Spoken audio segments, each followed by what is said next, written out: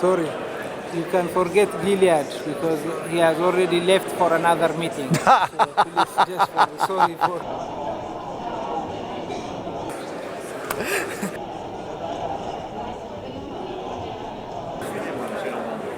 Oui. Non, c'est...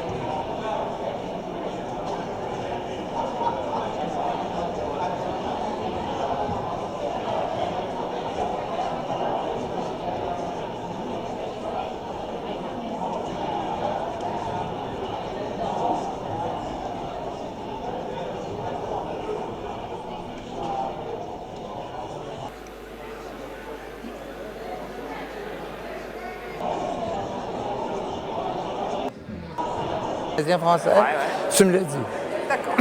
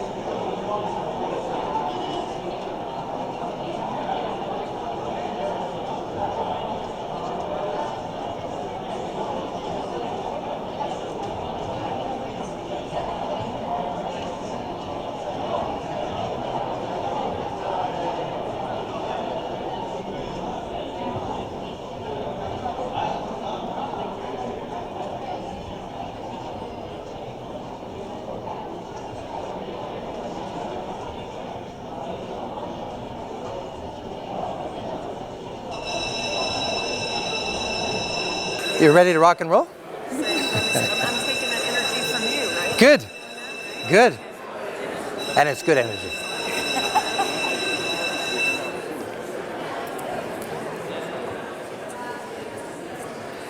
T'es prêt à faire ton rock and roll?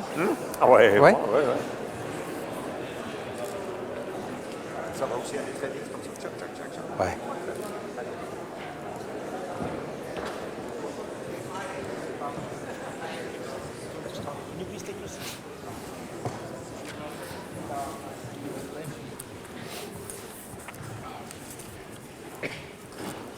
Sorry to block you. It's temporary.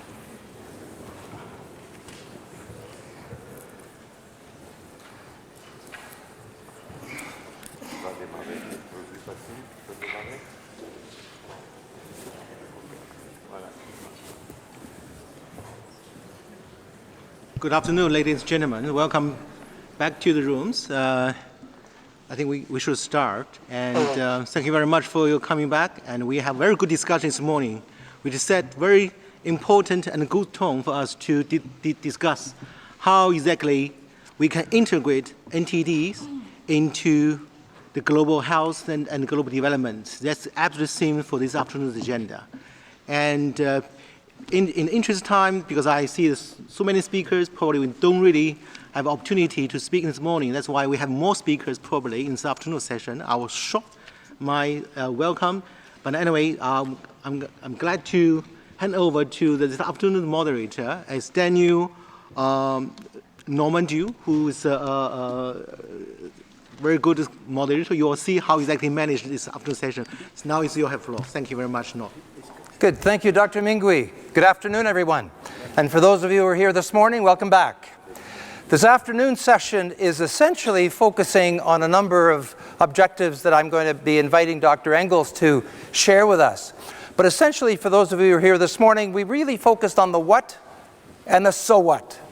This afternoon is about the now what. So let me ask Dr. Engels to share with us the objectives of this afternoon and the type of coverage that we're going to be expecting. Dr. Engels. Thank you. Is it on? Yes. Okay. Thank you. Can you hear me? Yes. So I will also be brief, as we asked all other speakers to be. This morning, we had a good discussion about the more global picture, the enormous progress made in NTD, prevention, control, and elimination, and then the reasons for that, mainly the partnership, the creative partnership we have established, and then also the combination of clear targets, bold goals, with easy to implement interventions. What we expect from this afternoon is looking at the future. From where we are and from the good results we have achieved today, where do we go? We first have to go to 2020. We haven't reached our 2020 goals yet, but as we are approaching 2020, we also have to look beyond. And what could be the goals be beyond 2020? I wish to remind everybody that the NTD goal that is included in the Sustainable Development Goals as part of the target 3.3 is, the political language says, ending the epidemic of NTDs. That means achieving elimination or near elimination of most of the neglected tropical diseases. What does that mean? We know that for some diseases, if we continue to make progress as we do, we may actually interrupt transmission.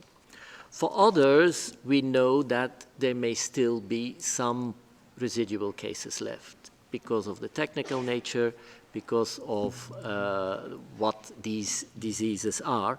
The aim there is that we bring them to such a low level that national health systems can take care of them, take charge of those diseases, including protection against financial hardship because of treatment of these diseases. Now that in the first place requires an integration in national health systems and in universal health coverage.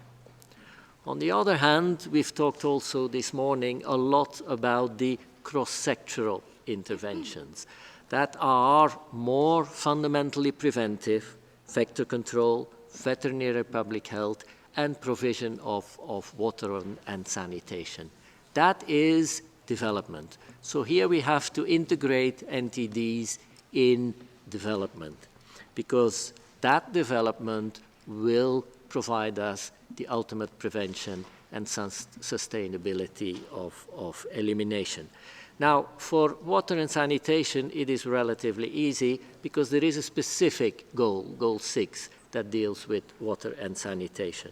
For vector control, veterinary public health, there is no specific goal. And yet we know we have to anchor that in a number of sustainable development goals. So I hope that we can also bring the discussion a bit on that and what are key SDGs where we can anchor these other interventions. I'll just give you one example, but there are also many others. Vector control and sustainable cities, for instance. That is good urbanization can do a lot for vector control.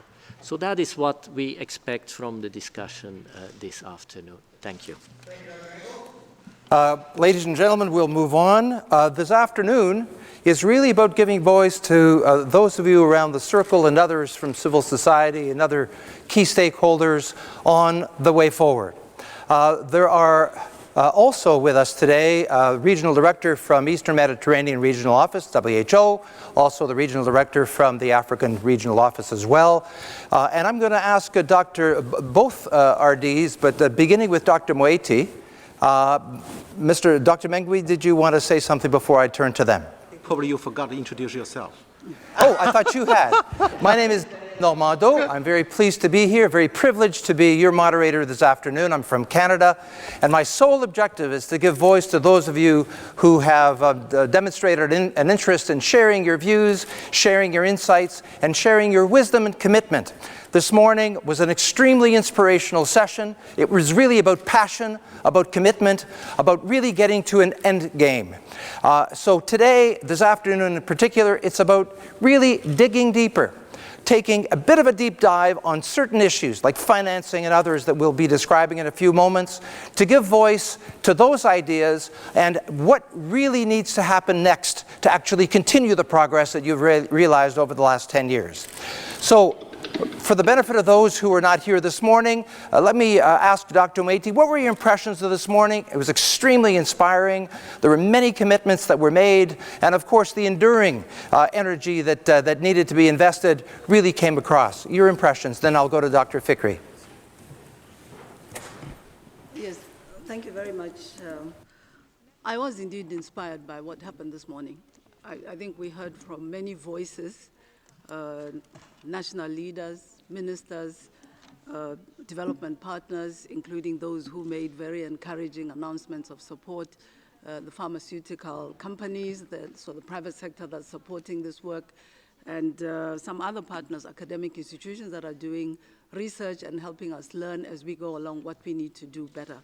And I think the enduring, the reverberating message was that if we all put our efforts together, we can make the type of progress that we've seen inspired by the London Declaration and the work that we are doing together. And if we remember, I was very much inspired by the gentleman from Ghana, Kofi, who reminded us in a very personal way that this is all about people. He was a child, his life evolved in certain ways, he overcame his leprosy and became a teacher. So it's very inspiring that if we work in partnership, if we keep people in the picture, if leaders play their role, commit, deliver on their commitment, we can make the progress that we need to make in the future. Your impressions, Dr. Fikri, and the types of things that you think we should be pursuing this afternoon.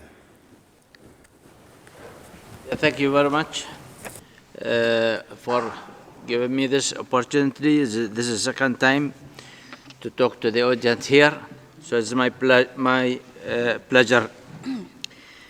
In this afternoon session, I believe it is the crucial one, as we are going to touch upon the achieving SDGs, mobilizing resources to achieve these SDGs, and overcoming the challenges.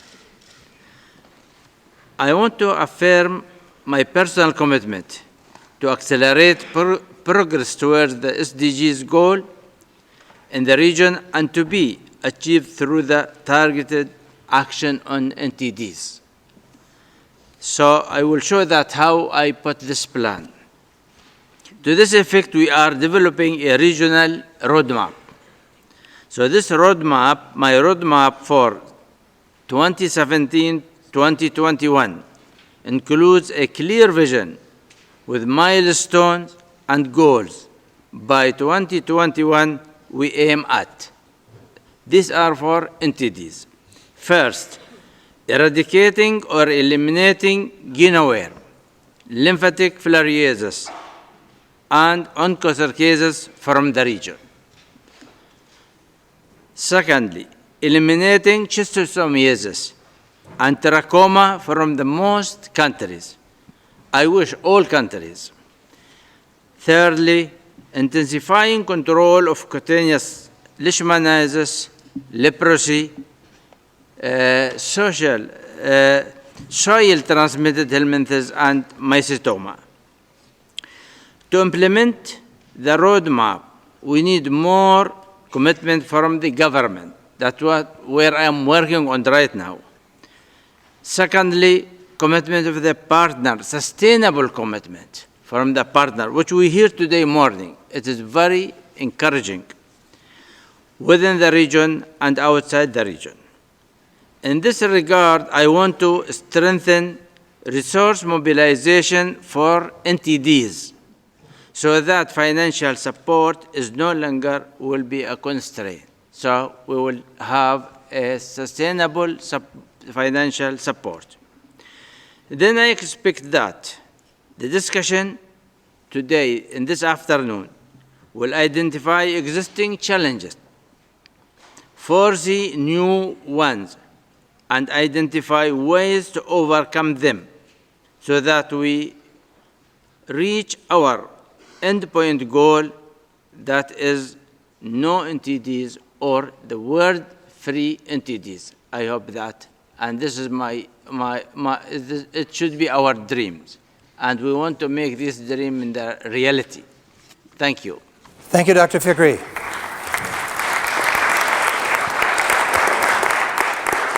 What you and your colleague RD, Dr. Moeti, have really referred to is really the assembled objective that we all have here today. This is really about shaping a very clear shared purpose for a very clear collective impact over time. So this afternoon is really about how to mobilize that and bringing it all together. Before we turn to the WebEx, let me remind the audience that this session is being live streamed. It is also interpreted in the WHO languages, so please prevail yourselves of your earpiece should you so need it. It is now my pleasure to welcome Professor Prof Thacks, who's joining us from New York City. I presume, Professor Thacks, you're in your home. You were the special advisor to the former UN Secretary General Ban Ki-moon on the Millennium Development Goals. And my question to you, sir, is, as you know, the neglected tropical diseases were not featured in the MDGs. Still, there was tremendous progress that's been made towards their elimination. Our question to you this afternoon, sir, or this morning, or this afternoon, yes, for yourself, is what place do you see for the neglected tropical diseases in the SDGs from your perspective? Professor Thacks, welcome, and over to you.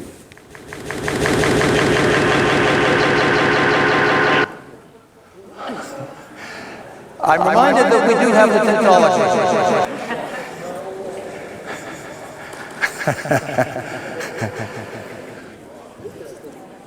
Can you hear me? Oh, we can, and please proceed, sir. We can't see. Oh, we can see you now too. If you can signal that you can hear me, I will start. Yes, please. Please do. Okay, I hope I'm being heard. Thank you very, very much. I am continuing in my capacity as special advisor to the Secretary General, of course, now Secretary General Antonio Guterres, and I hope that I can be of help to you in that capacity. I want to make a few points. Of course, the neglected tropical diseases were not mentioned in the Millennium Development Goals, but I would say that they featured quite strongly in the operationalization of the Millennium Development Goals. I know that in my capacity as advisor to Kofi Annan and Ban Ki-moon, we had many discussions about how to fortify the fight against the neglected tropical diseases and worked closely with WHO and with specialists such as David Molyneux and Alan Fennick and Peter Hotez and many of the leaders in the room today to make that a reality. We need to do the same with the Sustainable Development Goals.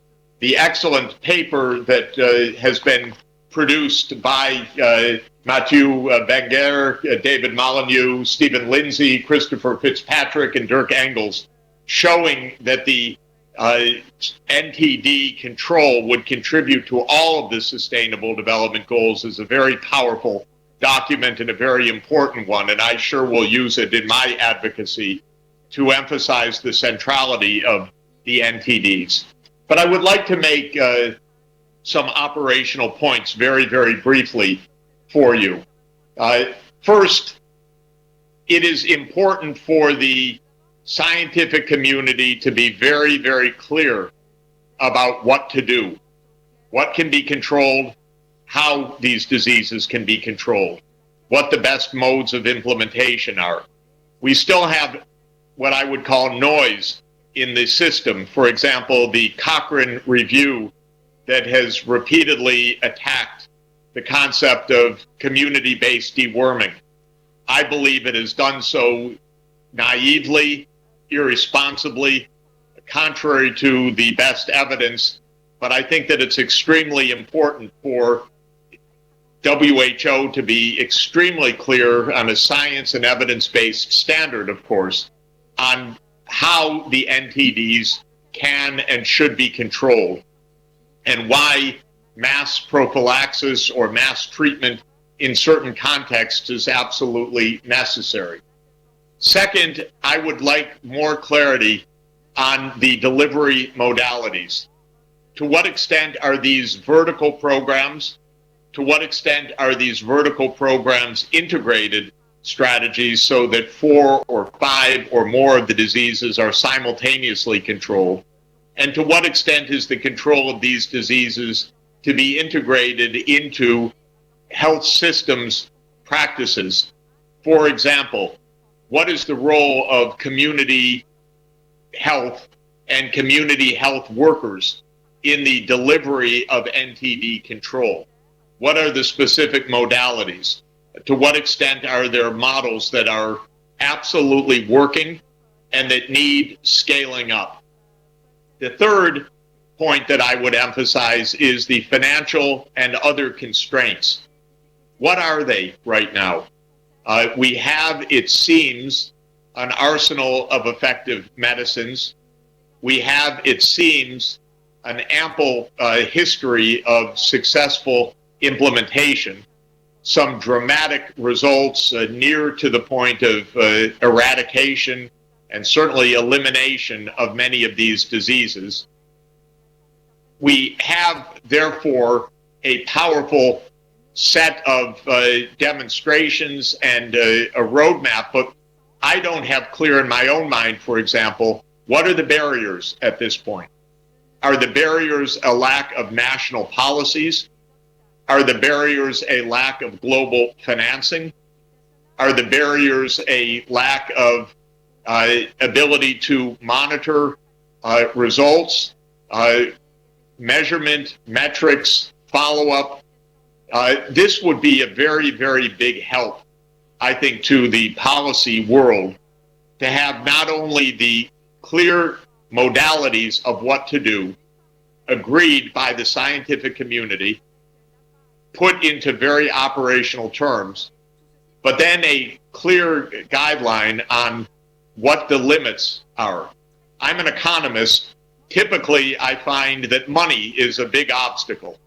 I don't know whether money is really the obstacle here or whether it's operational awareness, whether it's government leadership, but and it's not too helpful to hear that it's all of the above. What I'm really asking for is guidelines on how to make a breakthrough. I was involved, as you may know, in helping to recommend and then design the Global Fund to fight AIDS, TB, and malaria, and also the PEPFAR program and the PMI program for malaria control from the US.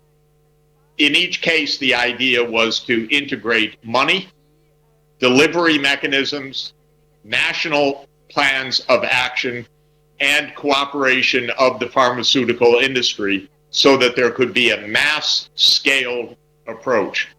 That's, of course, what the NTD community has been doing, but I would like to work with you in my capacity as special advisor to Antonio Guterres to remove the remaining obstacles that you face, whether it's money, whether it's awareness, whether it's the pharmaceutical companies or any other obstacles. I would like to help you remove them.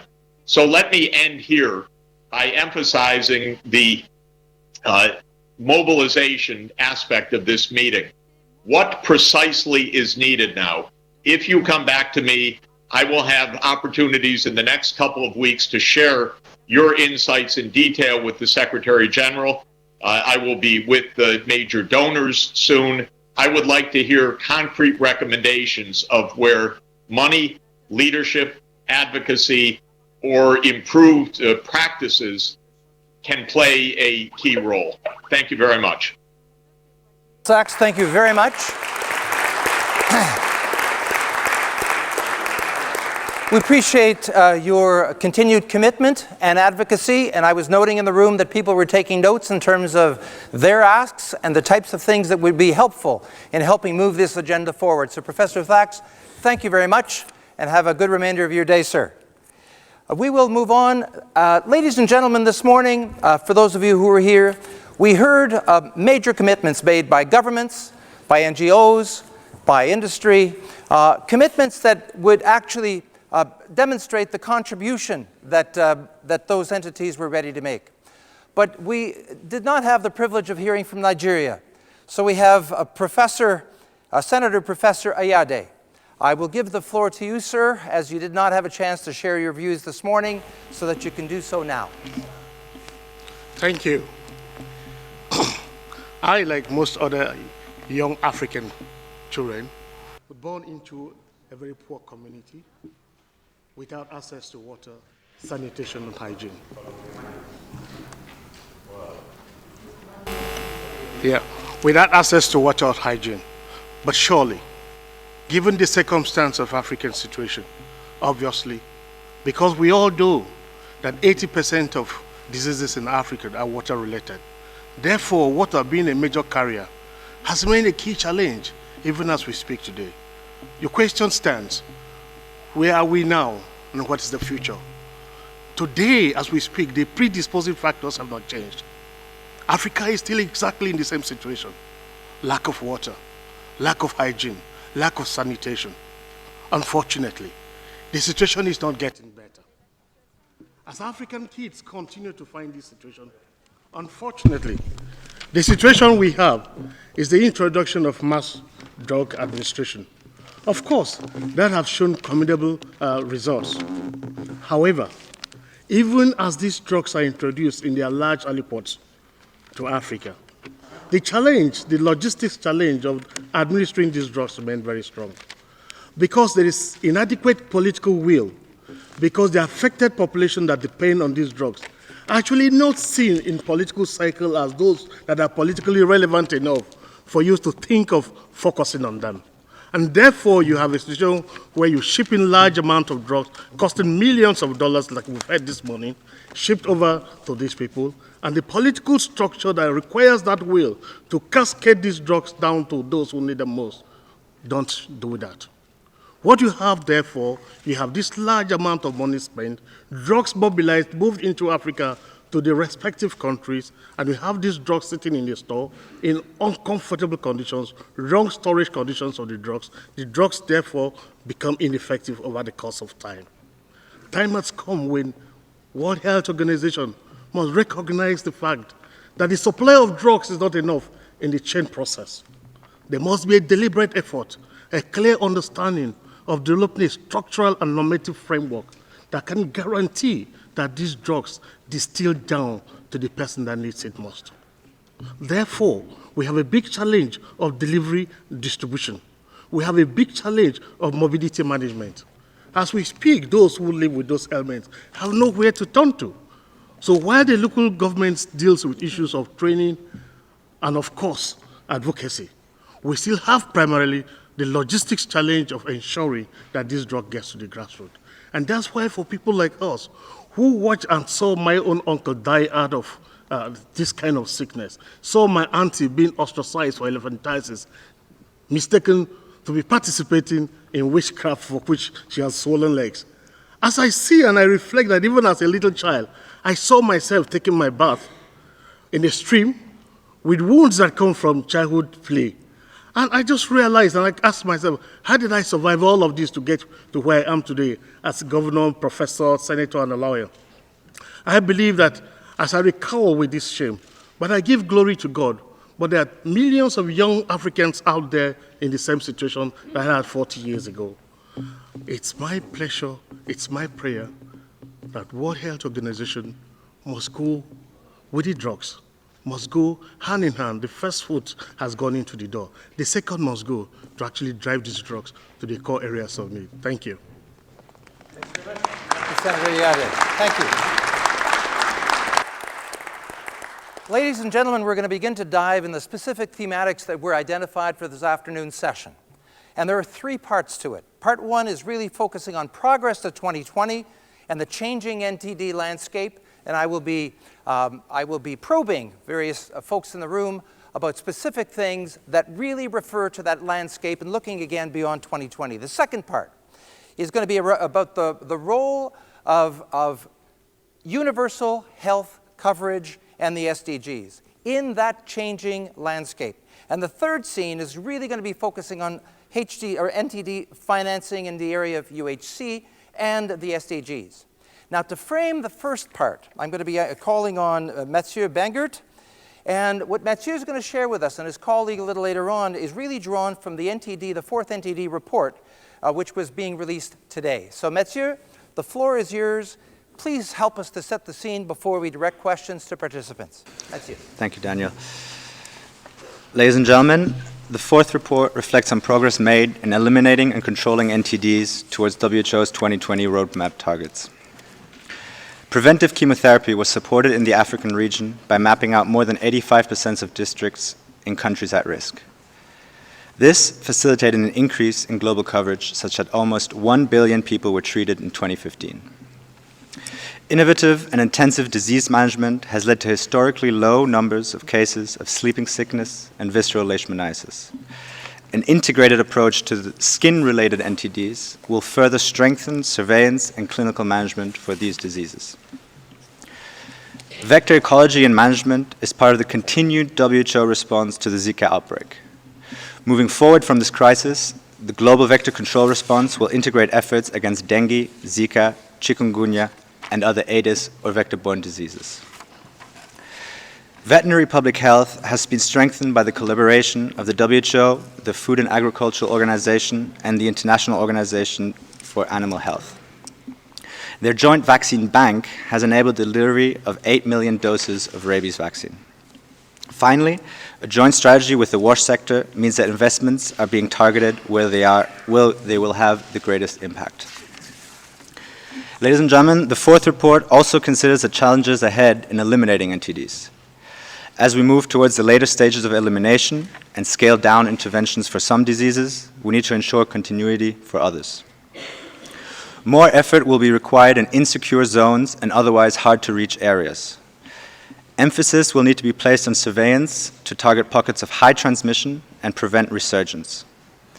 The toolbox of NTD interventions may have to adapt, with greater use of non-medical interventions such as vector control, veterinary public health, and WASH. The interventions themselves may also need to adapt. Resistance to insecticides, for example, calls for the evaluation and deployment of new vector-controlled tools. While the NTD community remains firmly committed to targets for 2020, it is already considering targets leading up to 2030. 0 incidents of sleeping sickness by 2030, 0 human deaths from dog-transmitted rabies by 2030, and 0 deaths from dengue by 2030. Eliminating NTDs may mean eliminating transmission or elimination as a public health threat. This will be disease-specific. These and other challenges are being faced by those around the table and everyone in this room. Thank you, Mr. Bangert. I'm now going to be going to Dr. Moeti. Dr. Moeti, as the Regional Director for the African Regional Office, we heard this morning of your participation and leadership in the Espan project, that is the Expanded Special Project for NTDs. And with the launch of Espan, your region is really poised to accelerate progress. My question to you, ma'am, is how do you see the NTD landscape changing, shifting, given what you're doing in Africa at this stage?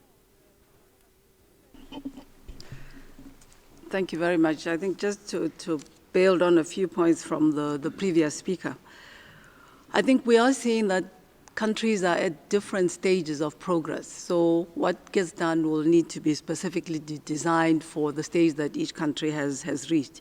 For example, some have made much more progress towards elimination, while others are only just starting their mass drug administration programs.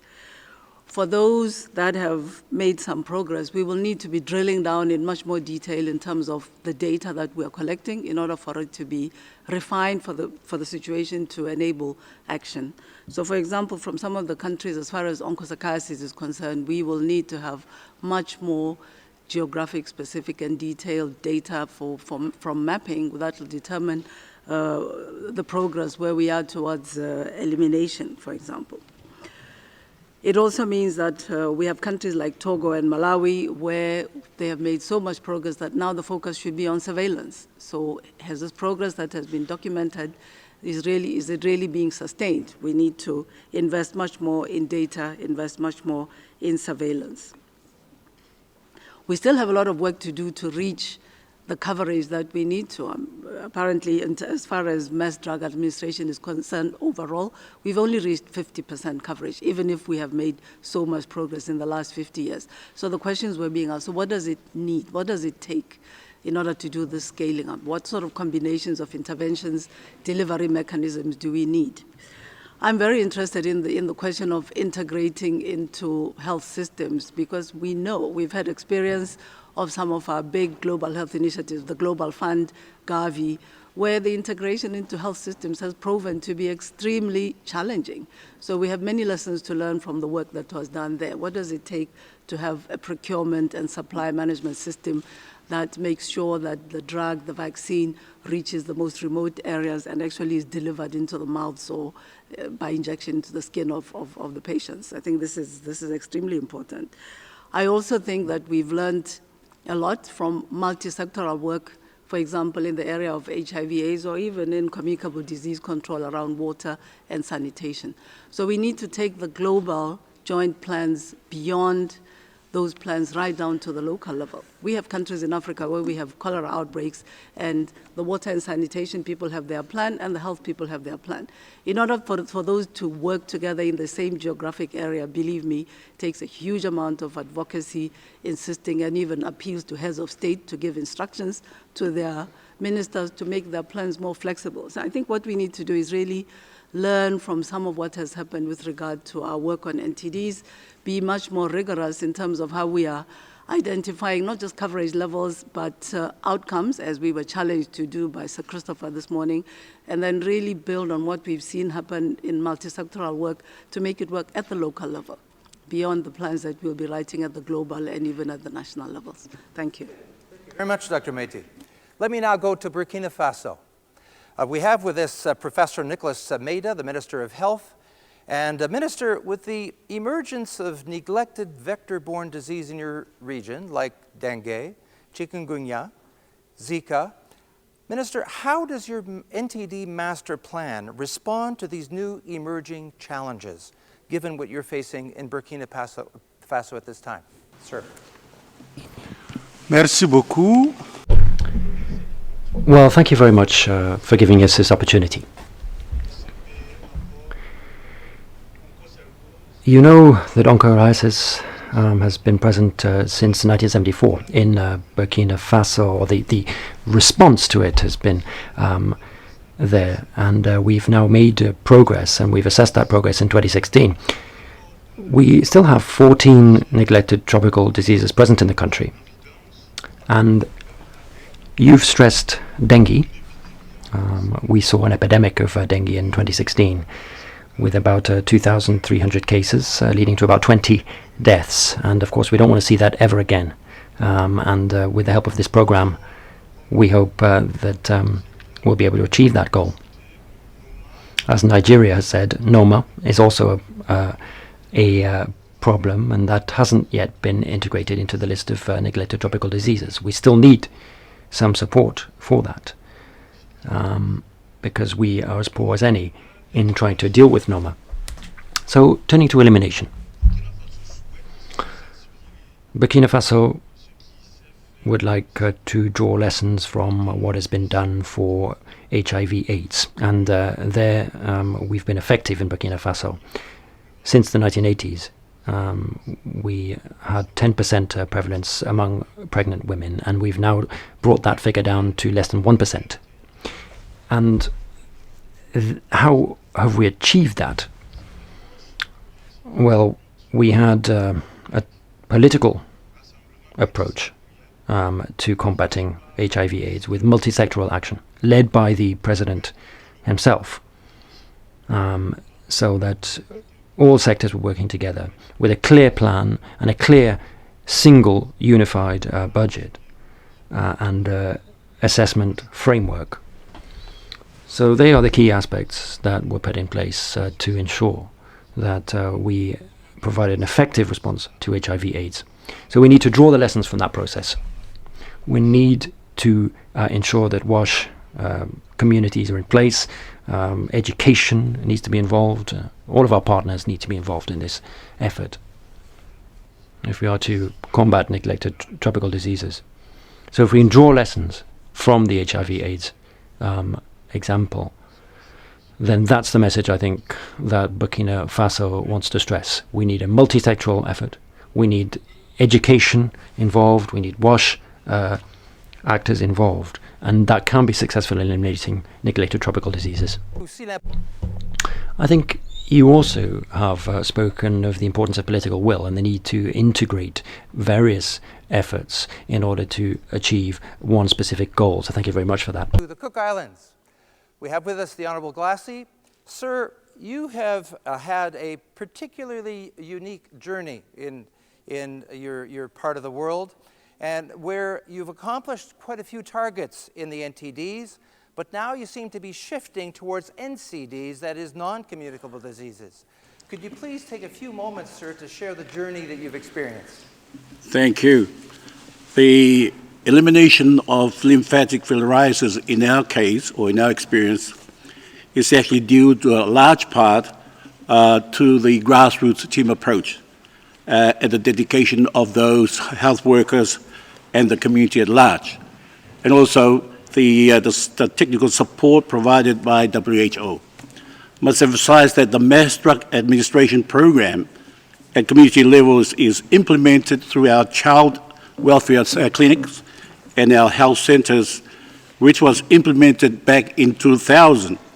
At the community level, drugs were distributed by health inspectors and nurses to all those affected.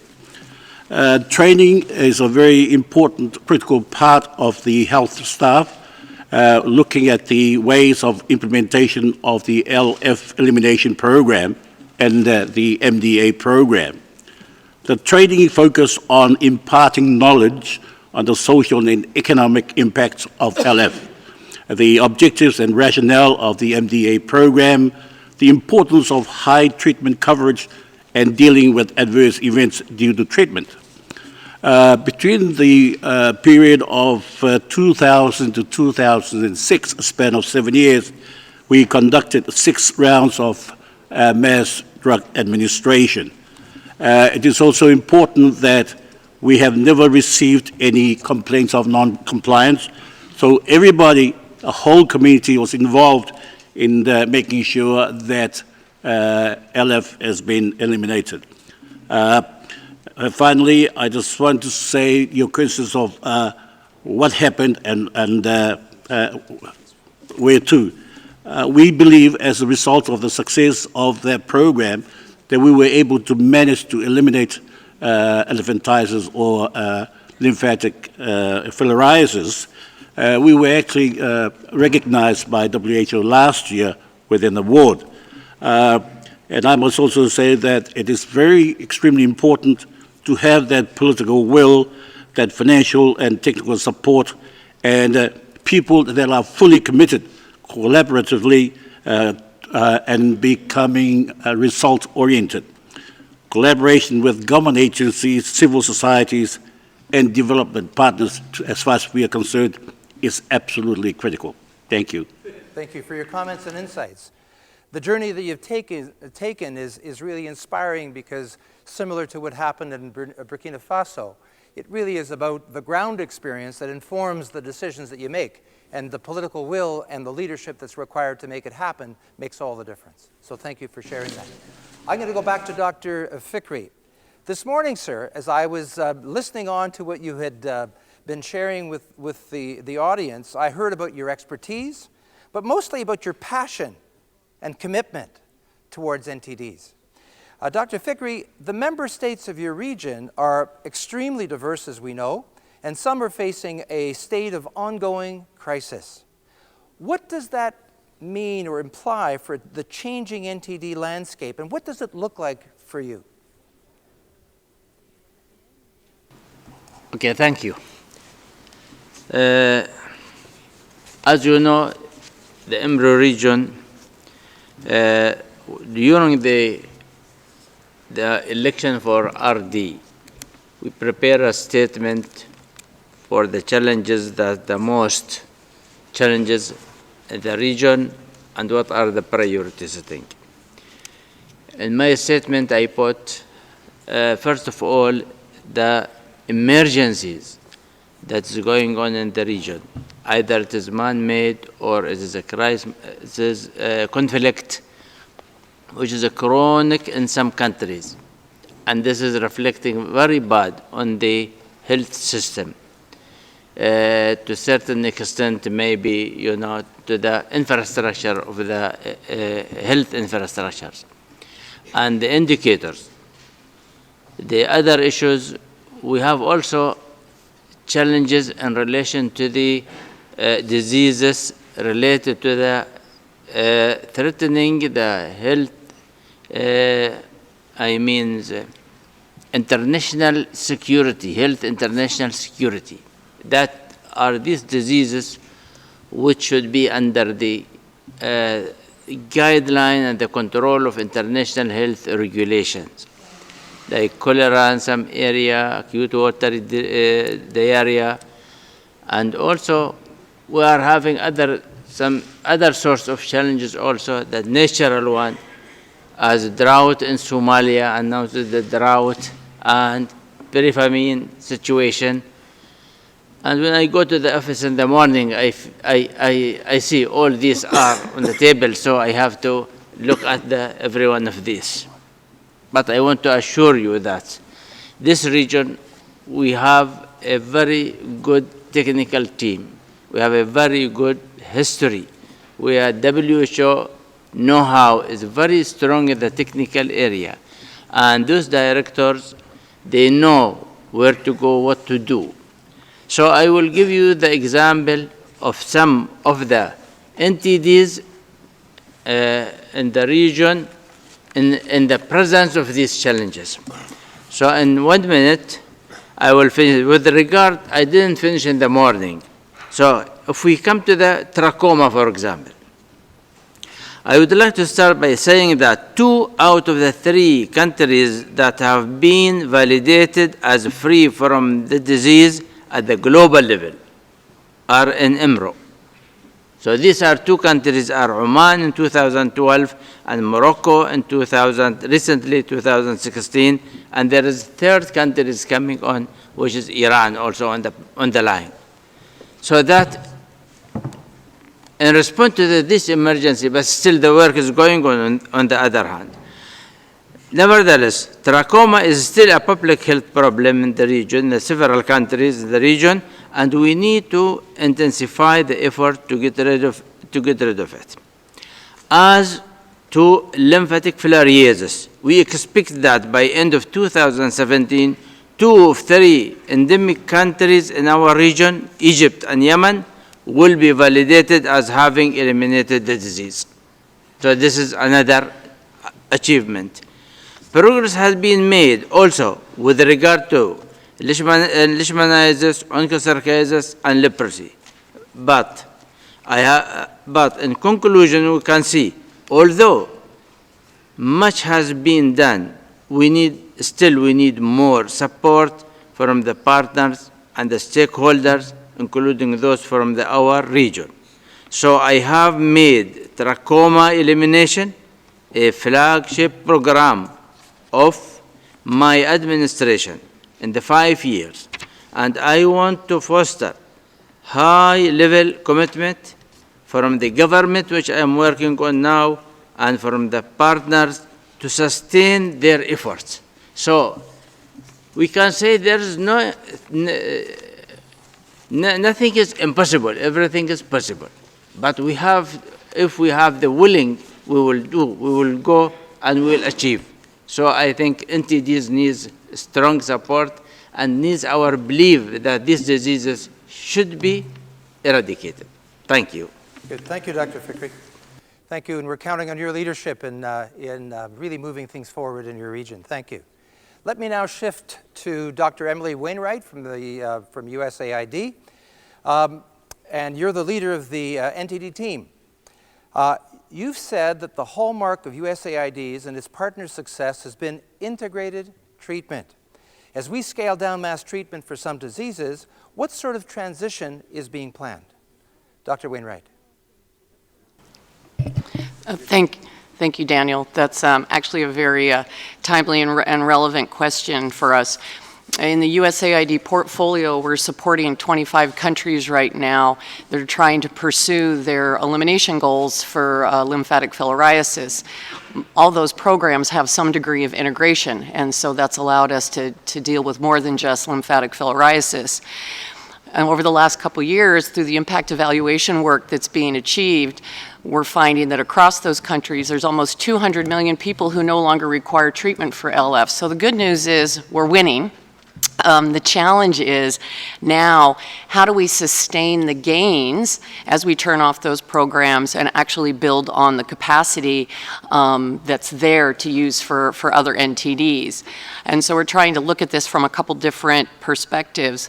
One is it's looking at what are the opportunities to integrate the remaining diseases that have a longer trajectory into routine platforms that may either exist in the education sector, the maternal child health, HIV sectors that are out there as well, and actually have those become institutionalized within them, while simultaneously also trying to figure out how to create better alignment with our vector control and wash sector. And I think the opportunities are there, but to a point that both Dr. Moetti and Professor Mader raised, is that we need to actually take a look at this in the broader context of the healthcare system and really start raising the visibility of what we're achieving here, because I think the success within the NTD programs is not really being reflected in the policy and planning frameworks at the highest levels of the ministries of health. And so integrating that into the routine planning, financing, discussion is I think where NTDs really needs to be repositioned, and that would actually be complemented with the conversation of looking at how do we better leverage or increase domestic resources for that longer kind of post-2020 conversation. Thank you for that, Dr. Wainwright. I'm going to shift now to GSK. We have with us Andy Wright. You're the VP of Global Health Programs, sir.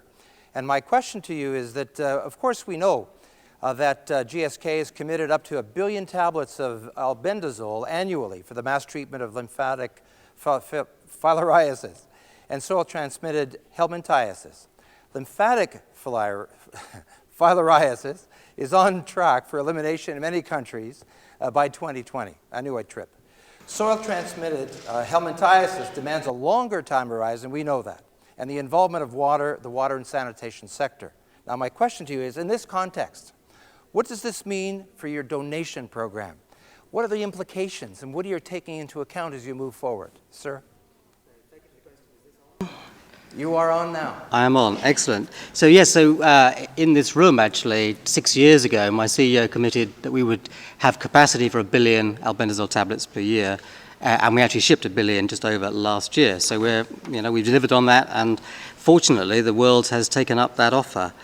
As you say, there are two different commitments. So the lymphatic filariasis commitment is until elimination.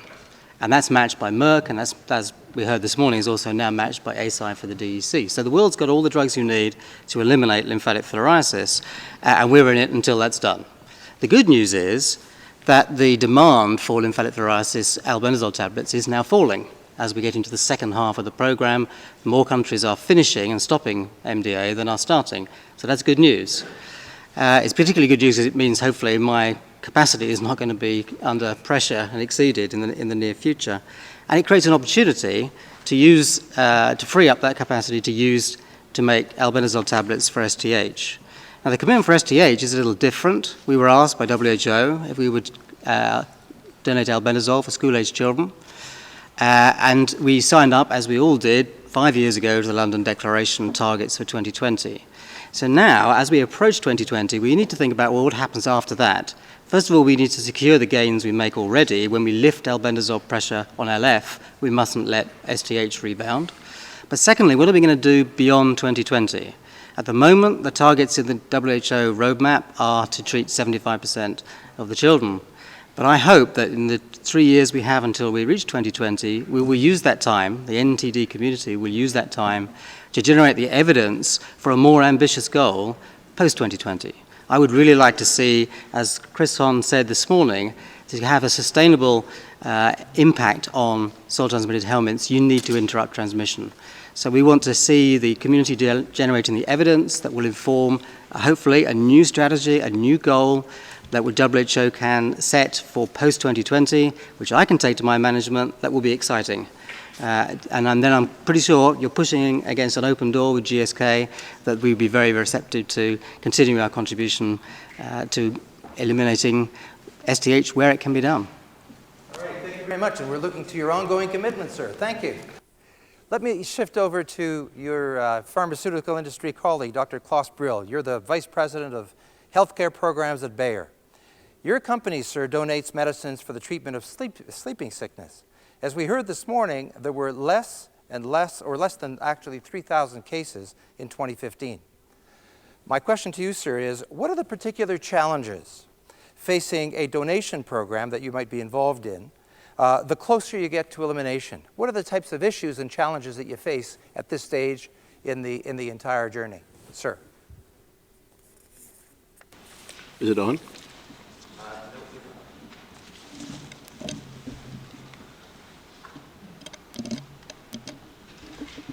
It will be on now. Here we go. Nope. This one is on. This is one on. Go for it. So I go a little bit closer to my colleague from Sanofi. This shows you how close pharmaceutical companies can work together. You know, we've seen this morning, sir, that the ongoing nature of the partnerships that are emerging were not predicted many years ago. That's so this true. is a great manifestation of that type of collaboration. But first of all, I think this is really good news. We are happy to see that the goal of eliminating this devastating disease is really in sight in our cooperation with WHO. We learned that providing the required drugs is not enough, since patients usually lack access to the necessary healthcare services. With local outbreaks of the disease are difficult to recognize and combat, the lack of infrastructure is the biggest challenge in fight against the disease. This is why we support WHO in trying to set up a permanent observation and monitoring system in all of the countries where the disease is endemic. The core element of this project are mobile intervention teams who can also offer the population medical care where it is most needed. With an improvement of access to diagnosis and treatment, we also need an integration of the national HAT program into National Health Service. This, for example, means further expansion of healthcare service points equipped to diagnose HAT. For example, in Democratic Republic of Congo, 89% of the population at risk for HAT lives within 5 hours travel to a health facility offering diagnosis of the disease.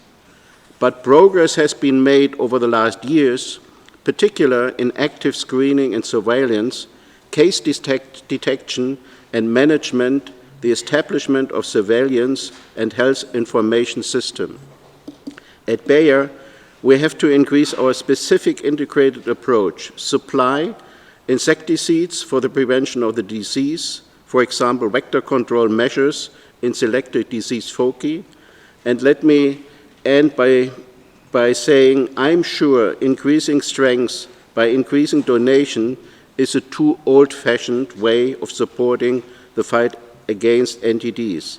Eliminating HAT is about to be a success story in learning how to fight a disease by an integrated approach of diagnosis, treatment, prevention, and don't forget, education.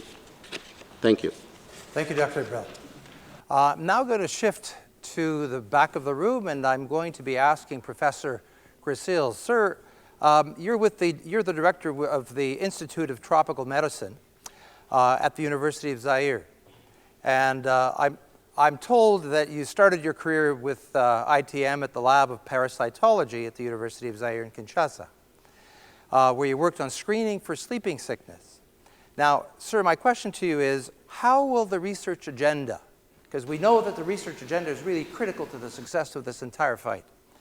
How will this research agenda address this in the years ahead for sleeping sickness and other NTDs? Sir, you have the floor. Well, thank you. Let me first take the opportunity to give a general answer also to the Jeffrey Sachs question, what we need more.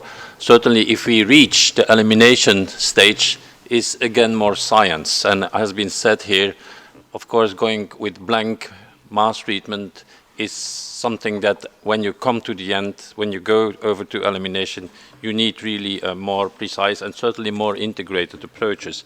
And that's the same, I believe, also for diagnostics.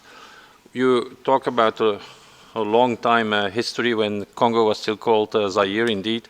And as a young researcher, I worked in the laboratory of parasitology, and one of our tasks was indeed to assure the screening of patients. But that was at a time, and Dr. Brill has just talked about conditions in Congo now when there were still 100 mobile teams with a car, with lots of expatriates driving around the country. And they had also the opportunity to send blood samples on filter paper within the 2 days to the laboratory. And in the laboratory, we had 2 or 3 ultraviolet microscopes with which we could easily identify the positive cases. And we radio tested them back, and then the people who were positive were actually called again and were then submitted to confirmatory diagnosis and then treated with a dangerous drug, as you know, at that time. So it was a sophisticated approach, but which worked very well. Now we are, unfortunately, 30 years further. The situation in the Congo, and there are many colleagues here in the room who are familiar with the situations, particularly regarding sleeping sickness control, has become much more complicated. But on the other hand, we have reached great successes, and as my minister has already mentioned, in fact, the proof of principle of being able to eliminate sleeping sickness has been delivered already in times with much lesser diagnostics and treatment, because in 1960 the number of cases in the Congo then was 4. So we were very near elimination with huge interventions, for sure. We believe that there's a number of reasons why it is now in reach again. Of course, the big problem is political stability. But diagnostics is one of the main issues, and my friend Joseph here from FIND, we have been working on this. My experience and my thoughts there is that it is impossible to find the ideal diagnostic for a certain objective. And I think this is also for many other parasitic diseases the case. We don't have a gold standard usually, or an easy gold standard. So we have to have approaches, but the approaches depend on what you want to do. If you want to screen people, then you need a highly sensitive approach, a cheap approach, a very feasible approach. But if you want to confirm your clinical cases, then you need a very specific approach, because you don't want to treat, certainly not with the drugs now, people who are not infected. And that is very typical in sleeping sickness. You must realize that in most foci, even the remaining foci, the prevalence is somewhere around 0.1% or even less, which means that if you screen 1,000 people with a sensitivity of 97%, you will have 1 true case. And with a specificity of 95%, which is already excellent, you will have 50 false positive cases. So that becomes a big challenge. And so you need, in fact, different diagnostic methods for different approaches. If you want to go for surveillance, for instance, after the elimination phase, then you need, again, other approaches.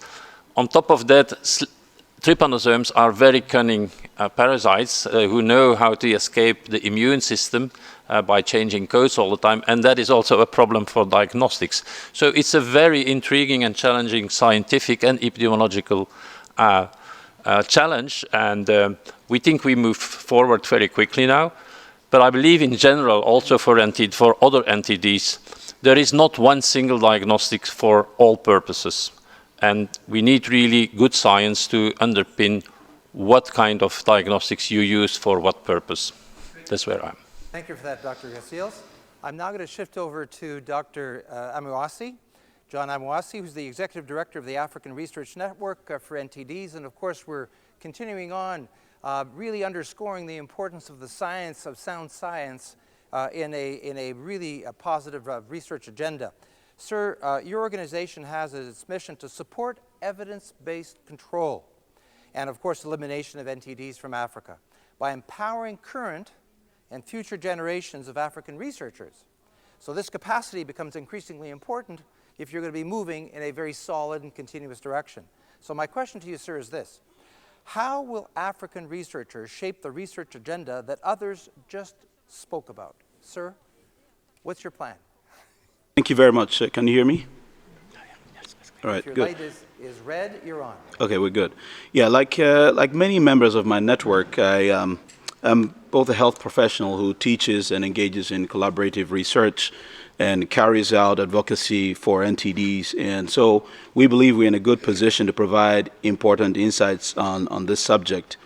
So we believe that while the incredible commitment from various partners, including the commitments that have been announced today, are highly commendable, the complex nature of NTDs, including their social determinants, is what, in order to address, calls for a concerted effort at strengthening research and program implementation capacity at multiple levels within endemic countries. So this is what the ARNTD aims at when we make reference to empowering current and future generations of African, or shall I say Africa-focused researchers. So the prominence given to NTDs in the G7 agenda in Germany in 2015 and in Japan in 2016, and now its likely inclusion in the G20 agenda, as well as a specific inclusion of NTDs within the SDGs, provides us with unprecedented leverage and justification in requesting for specific actions to be undertaken to address the relatively low representation of African researchers, policymakers, and other actors in the agenda-shaping space. In fact, it was to address the low presence of indigenous African entities in efforts to address NTDs at the global level that the idea of an African NTD network was mooted by postdoctoral research fellows who had been supported by the European Foundation's Initiative for NTDs, eFind, which was formed in 2008 by 5 European foundations led by the Volkswagen Foundation. And this aimed at building an applicator of African NTD researchers and strengthening African research institutions in the process. So ARNTD members who are products of this initiative have and continue to provide significant support to WHO and several other partners in NTD control and elimination efforts using the knowledge, the skills, and the visibility that they and the institutions obtain through this eFind initiative. This includes things like mapping work and even includes basic research at the deep end.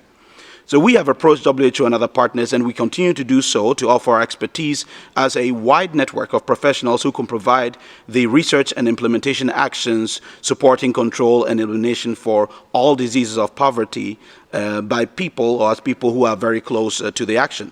So presently, there is relatively little support for specific research capacity strengthening activities, such as what the ARNTD engages in, although recently the USAID, through the Task Force of Global Health, has partnered us to support a small grants program for African NTD researchers. And this initiative includes a specific capacity building component by channeling some of the funds towards research of national importance, which is initiated by junior researchers and will be supervised by senior researchers. And we commend this kind of collaboration and strongly encourage its expansion and for others to join in supporting it. Just in conclusion, let me mention that the importance of African researchers being involved in shaping the agenda must not be taken lightly at all. In fact, while the argument that who is setting the agenda may not be as important as the veracity of evidence supporting the agenda is valid, having African scientists, policymakers, and other actors involved in agenda setting is critical to developing a sense of ownership and a sense of responsibility, which is important as part of the drive towards carrying out the actions which we know will yield the result. And let me just end by saying this, the importance of getting concrete support from African governments towards NTD research. We are particularly eager to partner with others who are willing to join us in exerting firm pressure on African governments to provide very specific financial support, perhaps through a matching fund scheme for various research and capacity building activities. And we're also eager to partner stakeholders to develop very concrete strategies to woo African philanthropists to contribute directly and openly towards the fight against NTDs. Thank you. Thank you, Dr. Amwasi. I'm going to shift to your neighbor, to Dr. Ndungu. Professor Ndungu, you're the head of the Neglected Tropical Diseases Program at FIND, the Foundation for Innovative New Diagnostics. My question to you is, what is the role of research in new diagnostics? And your colleague, Dr. Gracils, was talking about really the importance of diagnostics, especially in the challenges that you face. Now, what is the role of research in new diagnostics if we are to move to end NTDs by 2030? Do we have the tools necessary for surveillance to prevent the reemergence of diseases once they've been eliminated? The entire equation is fragile, and Dr. Gracils pointed to that. Could you tell us what your views are, and given your experience in this area, Dr. Ndungu? Thank you very much. Thank you for inviting FIDE to participate in this important event. FIDE is an international NGO that supports the development of diagnostic solutions for diseases that are associated with poverty.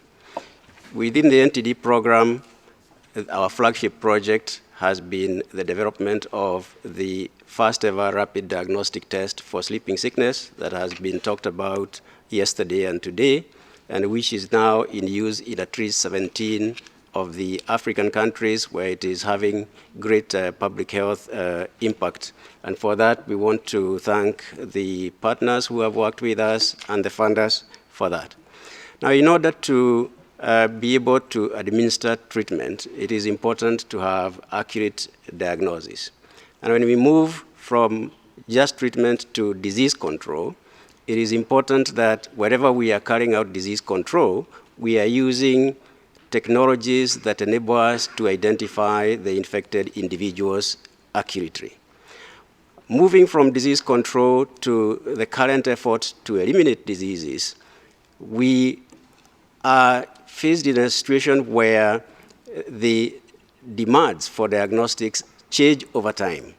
As we near elimination, the diagnostic tools that we require to be able to identify or to detect that individual who is infected must be highly accurate, highly specific, to ensure that we are treating the individual who is infected. For some of these diseases, that individual could also be the reservoir of disease, and therefore, if we are moving towards elimination, we want to look for ways in which we are able to identify that reservoir of disease. So the diagnostic solutions that we look for as we move towards elimination of the disease have to be highly accurate, highly specific, easily delivered, and are able to be delivered to cover the entire population that is at risk. Now, the 2020 goal, the 2030 goal is talking about elimination as a public health problem. It's talking about reduction in number of cases to 0.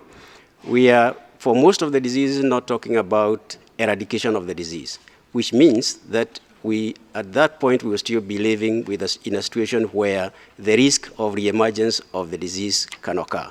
So we are going to need to come up with tools, and not only tools, but also strategies that enable the use of those tools to sustain a surveillance program so that we can detect reemergence as it occurs. So there's going to have to be smart ways of doing that, because at that point, the healthcare system will not be having a lot of attention for such diseases, and that is when reemergence can occur.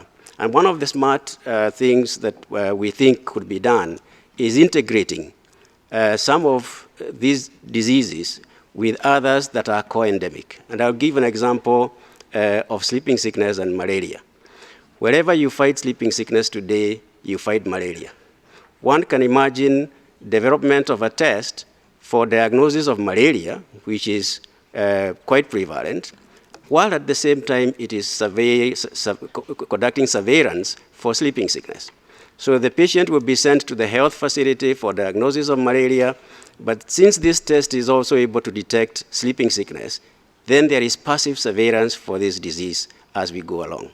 So the take-home message is that not only are we going to require diagnostic solutions to be developed in the post-elimination era, but we are also going to have to come up with smart ways of ensuring that the surveillance strategies are delivered and they are sustained. Thank you. Thank you very much. We're going to move to Professor Hotez. And sir, you're the editor of PLOS NTD, the Public Library of Science NTDs. And we know that 2017 is a pretty special year for you. It marks 10 years of PLOS NTD. My question to you is, what evolution have you seen in the manuscripts being submitted to your editorial office?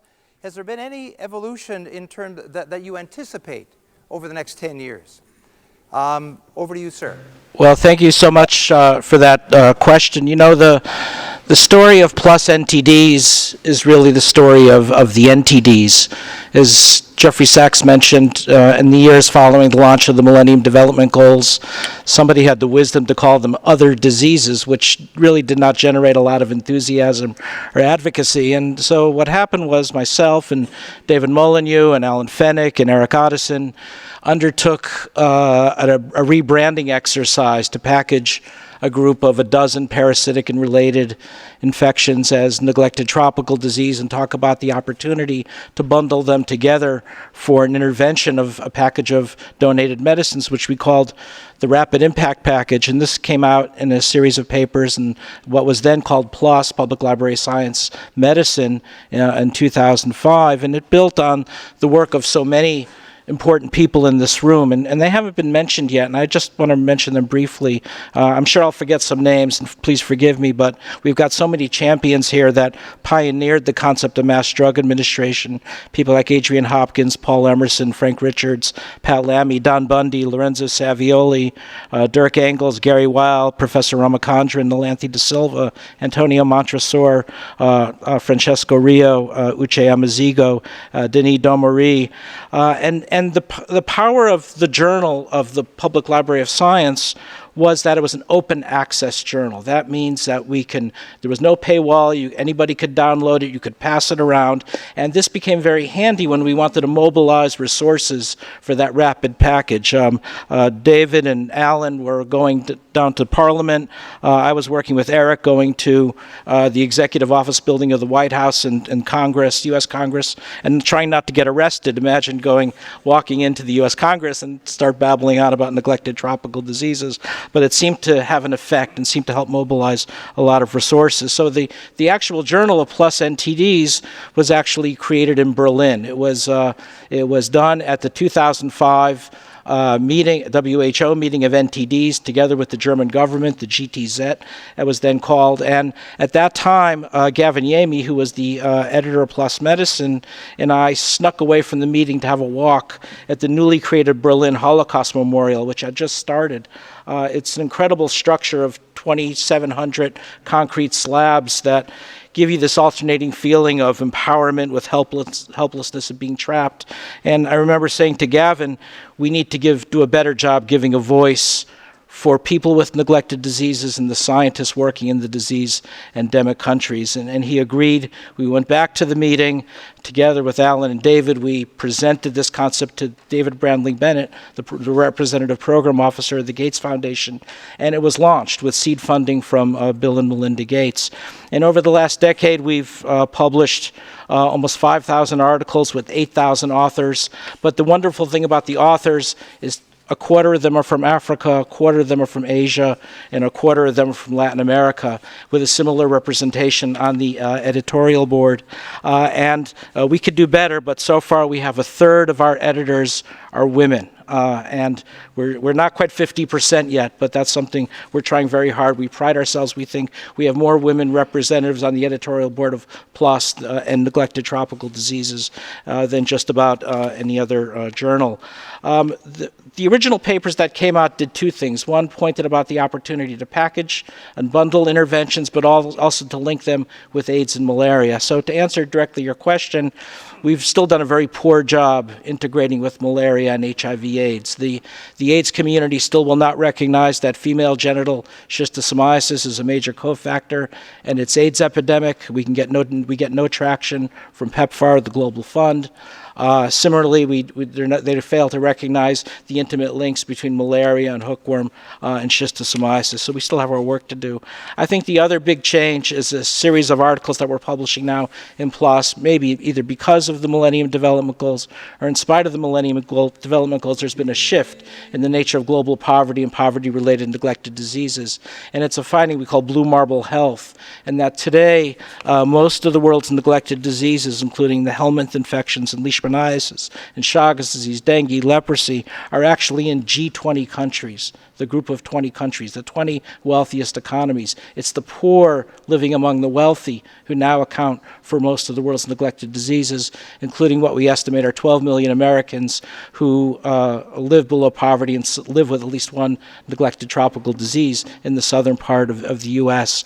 The reason I bring this up is when you talk about new funding streams, so much of the dialogue is about the G7 doing more to help people who live in poverty, ignoring the fact that the G20 countries have this enormously important role. So thank you again for giving me this opportunity. I'm here with me from PLOS with Veronique Kiemer and Charlotte Baskar. And finally, I'd also like to thank Julie Jacobson at the Gates Foundation. We've been giving her regular updates on PLOS, and it's been a wonderful partnership, and we're so grateful for the opportunity. Thank you. Thank you for sharing your experience, Peter Hotez. Our final speaker in this segment is Dr. Katie Owen. Katie, you're the director of the NTD team with the Bill and Melinda Gates Foundation. And this morning we heard about a significant commitment by the Bill and Melinda Gates Foundation and its chief spokesperson, if I could call them that. Your foundation has provided seed funding for the establishment of PLOS NTD, of course. By now it's committed more than $1 billion in grants to develop new tools, and develop and methods, of course, of delivery. From this morning's announcement, it's clear that your foundation plans to continue to support NTDs. So my question to you is this, Katie. What are your funding priorities now moving forward? What opportunities, challenges, and possibilities do you see moving ahead? Katie, over to you. Am I on? Thank you for the question. It's a privilege to be here among all of these partners, and I think what's neat about working at the Gates Foundation is that we do actually get to work with Peter at PLOS and others who are doing, FIND that's doing diagnostics, and pharma companies that are developing and manufacturing and distributing drugs, and folks at WHO who are setting policy and guidelines, and folks within country who are doing the work on the ground, and our U.S. partners as well. And I think that spirit is such an important spirit, and within the context of the Gates Foundation, our philosophy is that we want to fund those areas where we can have the most impact, and those areas where others are not funding, right, where there are gaps in funding. So it's the interplay of those two things that become particularly important for us, and that's going to certainly be the case moving forward within NTDs and really within the context of the Gates Foundation overall. I think the other privilege of working at the Gates Foundation is that we can fund endeavors that are a little bit riskier in terms of success, the possibility of failure, because we do only have a couple of key stakeholders in terms of our funding. What that means, though, is that we can take on those areas where there is the potential for really, really strong health outcomes, where there's really, really vast potential for impact. So for us, we expect that our funding moving forward will be relatively similar to our funding in the past in terms of leveraging all of these wonderful partners and all of these wonderful partnerships. We will continue to maintain the focus on the 7 NTDs that we've historically focused on over the last couple of years in the context of the London Declaration. And again, we'll continue to focus across the spectrum from innovation to impact. But the real focus here is about impact. And it's about understanding those gaps. Someone was talking earlier about understanding where are there gaps in order to get to impact. What are those pieces that are missing to make sure that we get there? So it's not an academic program for the sake of an academic program. It's an academic program because there's a question that needs to be answered in order to get to interruption of transmission, for example. And I think those are that's the kind of focus that we want to bring within the context of the Gates Foundation. I wanted to re-quote 3 of the quotes that I heard this morning, which I thought were relevant and worth re-quoting. One was from President Carter, which the comment was translate your compassion to action. I think that's just resonant probably for almost all of us in this room. The other was Bill Campbell, who said there's an immense potential for positive resolution. I think we see that again, the potential. It's not just about potential anymore. It's about action. It's about how do we move. And the last was from Lord Bates, who said, we know what to do. We know what works. And I think that's where our funding stream will stay focused. Thank you very much. We look forward to seeing the developments and the impacts that you're investing in. I had on my list a representative from Morocco to share with us their view moving forward. And you're sitting over there, sir. Thank you. Are you Professor Maroufi? All right, we'd like to welcome you, sir. You're the director of the Communicable Disease Control Department in Morocco. We understand that Morocco announced last year the elimination of trachoma, but still there's work to do on NTDs such as cutaneous leishmaniasis. Sir, my question for you is, how do you maintain momentum on NTDs beyond 2020? The floor is yours, sir. Thank you very much. So for Morocco, after two big achievements regarding first elimination of trachoma, and second, we reach also all targets for elimination of leprosy and schistosomiasis, and we are now waiting for the validation process by WHO. Morocco now commit to maintain momentum on neglected tropical disease, especially for cutaneous leishmaniasis. So according to this, we developed a new strategic plan for the period of 2017-2021. That's the aim of controlling of this infection and the vision also of elimination of this infection by 2013 according to SDGs. So there is two main strategic directions for this plan that guide this really the implementation of this plan. The first, we aim to strengthen our primary healthcare services in order to detect more than 70% of cases and treat also more than 90% of cases detected by 2021. The second strategic direction is regarding to reduce the transmission of the parasites, and regarding this, Morocco developed a new integrated multi-sectorial system for vector control response. So I think the last point that I would like to share with you, there is two big opportunities that we use in our context. The first, Morocco has realized a lot of progress in terms of rate of access to water supply and access to improved sanitation. That really, it's more than 95% in rural area.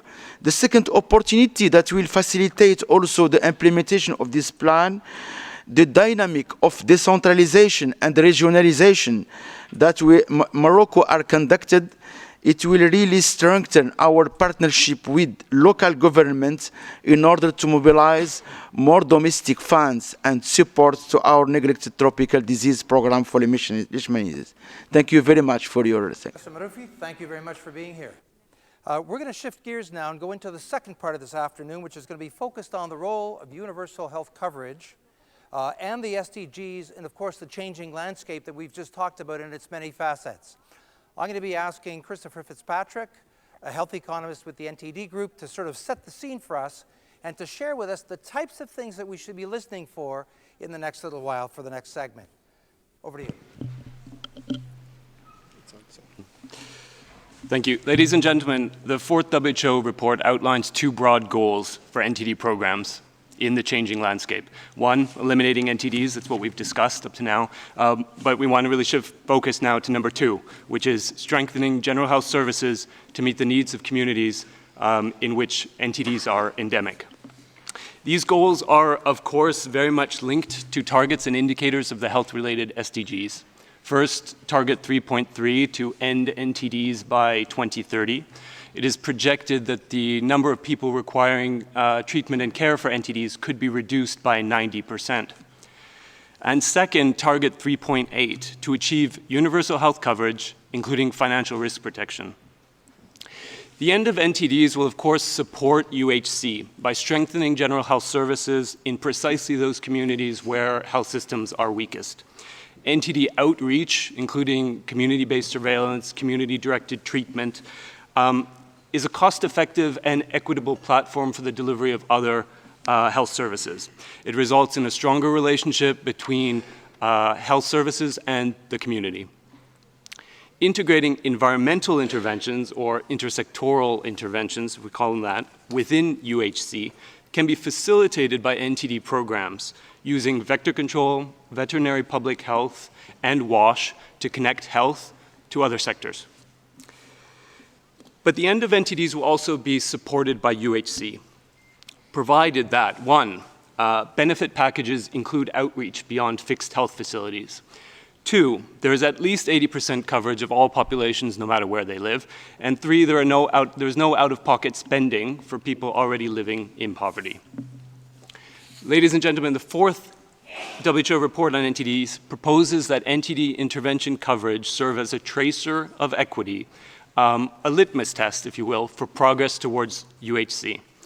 Indeed, it articulates how the end of NTDs will contribute to all SDGs, from SDG 1 on poverty to SDG 17 on partnership. NTD programs already have a formal role to play in prioritizing access to safe water and sanitation. NTD programs need to engage similarly on vector control for safe cities and climate adaptation, as well as on veterinary public health for improved nutrition and sustainable agriculture. In short, the SDGs demand that the NTD response be more integrated within and beyond the health sector. And Mr. Moderator, that response is very much in the hands of the people in this room. Thank you. Thanks very much, Christopher. I'm now going to shift gears and move to your neighbor, Dr. Chris Dye. Chris, you're the Director of Strategy, Policy, and Information at WHO. And of course, you're leading the team that will coordinate the work to align WHO programs with the SDG agenda. And of course, it's a shift from MDGs and now towards SDGs, of course. How will the WHO work with its partners? Any change expected? Of course, your partners in other sectors, again, to deliver on the SDGs at the country level. Any shifts, any changes, any implications? Chris. Come on.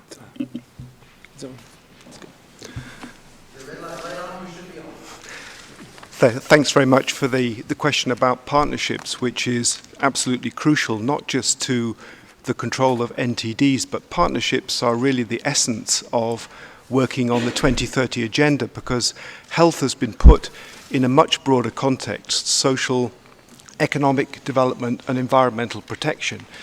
For the NTDs, the best known of the partnerships clearly is the one that's brought together many people in the public and private sector to provide mass drug treatment for a whole variety of different neglected tropical diseases.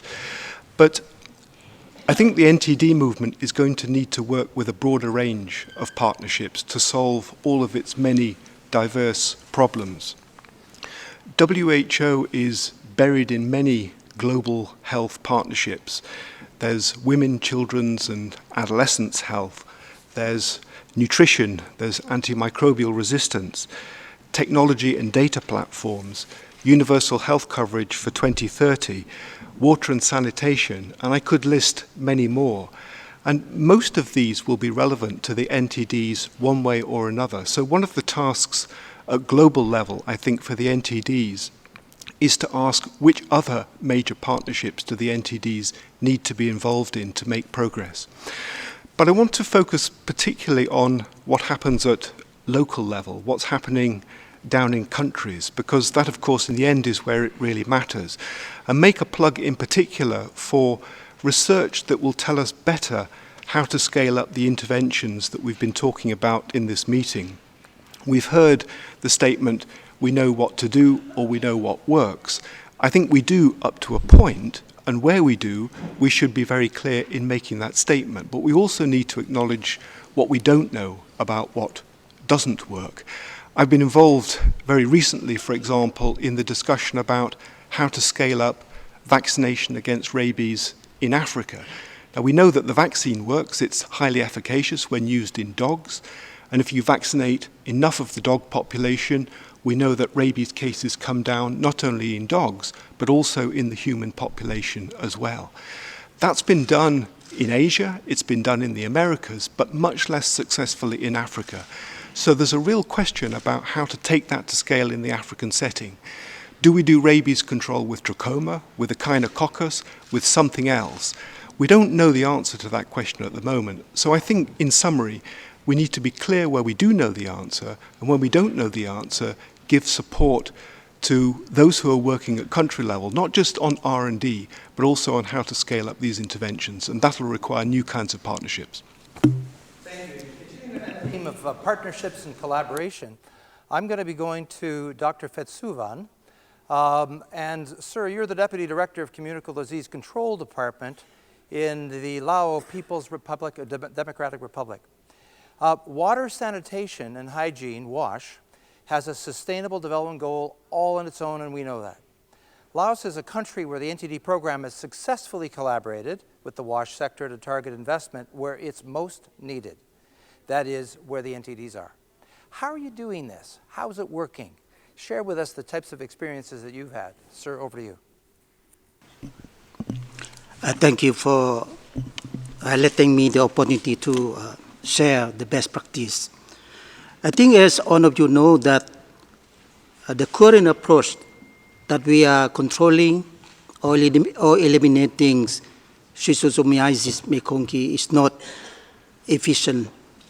Since we have already started, since 1989, with the long MDA's programs, but they are very costly and not sustainable when you have to look back on the sustainabilities that the country have to, by the end of the days, to continue the programs. So that's why we are thinking that we have to change the modalities, how we approach. So we are thinking that probably the community have to lead the ownership of the project. We should not let the Vatican program, leading the community or dictating what they are going to do.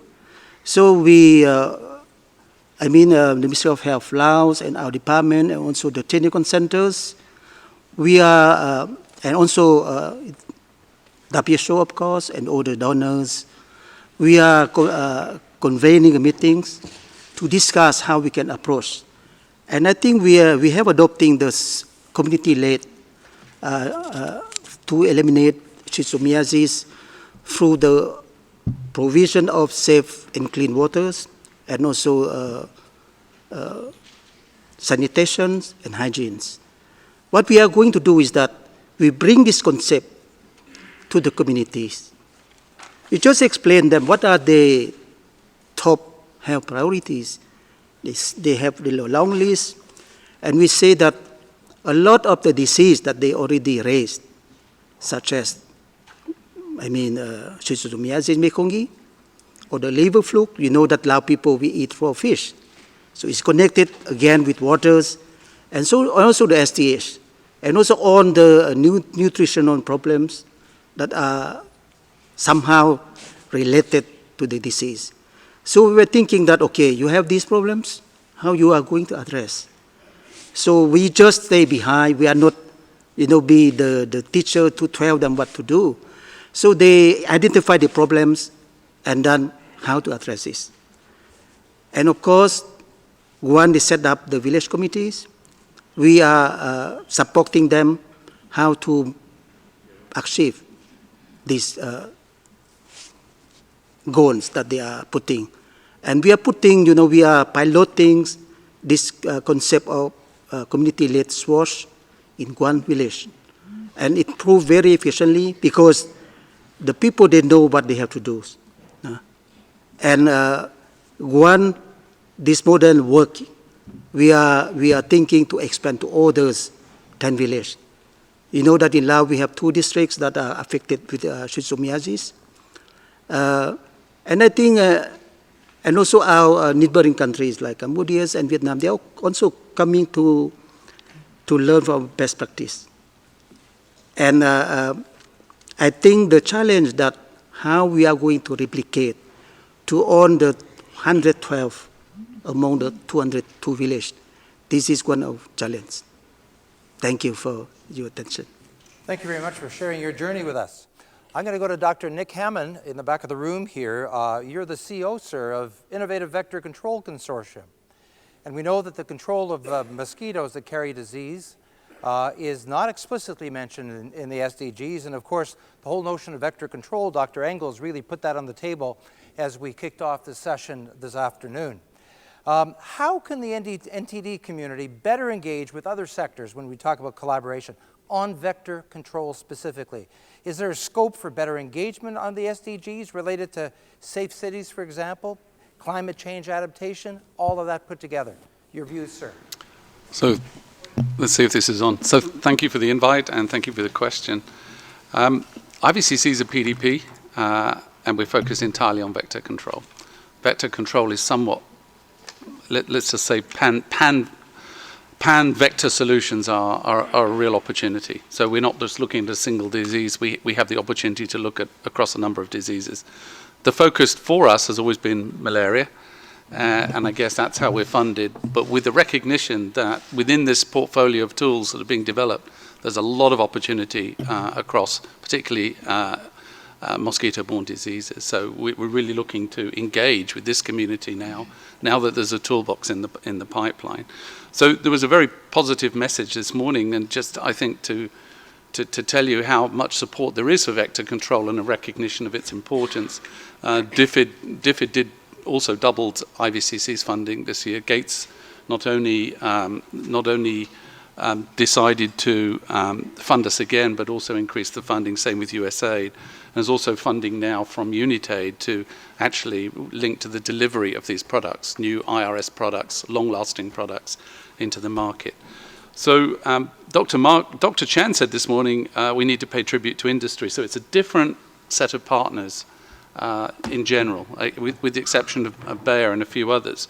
Really, our partners are really the agrochemical companies or the branches of these companies. So it's the Bayers, Sumitomo, Syngentas, BASFs, and some of the smaller companies as well. And I won't go into the sustainable, the SD goals, but because I think it's Dr. Bangert has covered it, Jeff Sachs covered it. But I just want to highlight one, which is Goal 2, End Hunger, Achieve Food Security and Improve Nutrition, and Promote Sustainable Agriculture. 500 million smallholder farmers, mostly in poor and developing countries, and there are about 2 billion people depending on their output. So that link between sustainable agriculture and vector control is pretty strong. So let's talk a little bit about the toolbox, because I think this is another positive story. Long-lasting insecticide nets and IRS, particularly LLINs now, or LLIRS, have really played a major role in reduction of malaria. I mean, it's extremely well known. And our focus now is obviously in areas where there's resistance. So I'm being told to get through this quite quickly, as I know we're running out of time. But we are gradually expanding our scope to look at our portfolio on NTD. So we started off 4.5 million compounds from a range of companies, as PDPs do, and today we're down to 9 compounds from 5 different classes of chemistry, looking to replace the products that are in nets and IRS today. So it's a very positive thing that those compounds we know do have activity on ADs, and we have activity on Culex.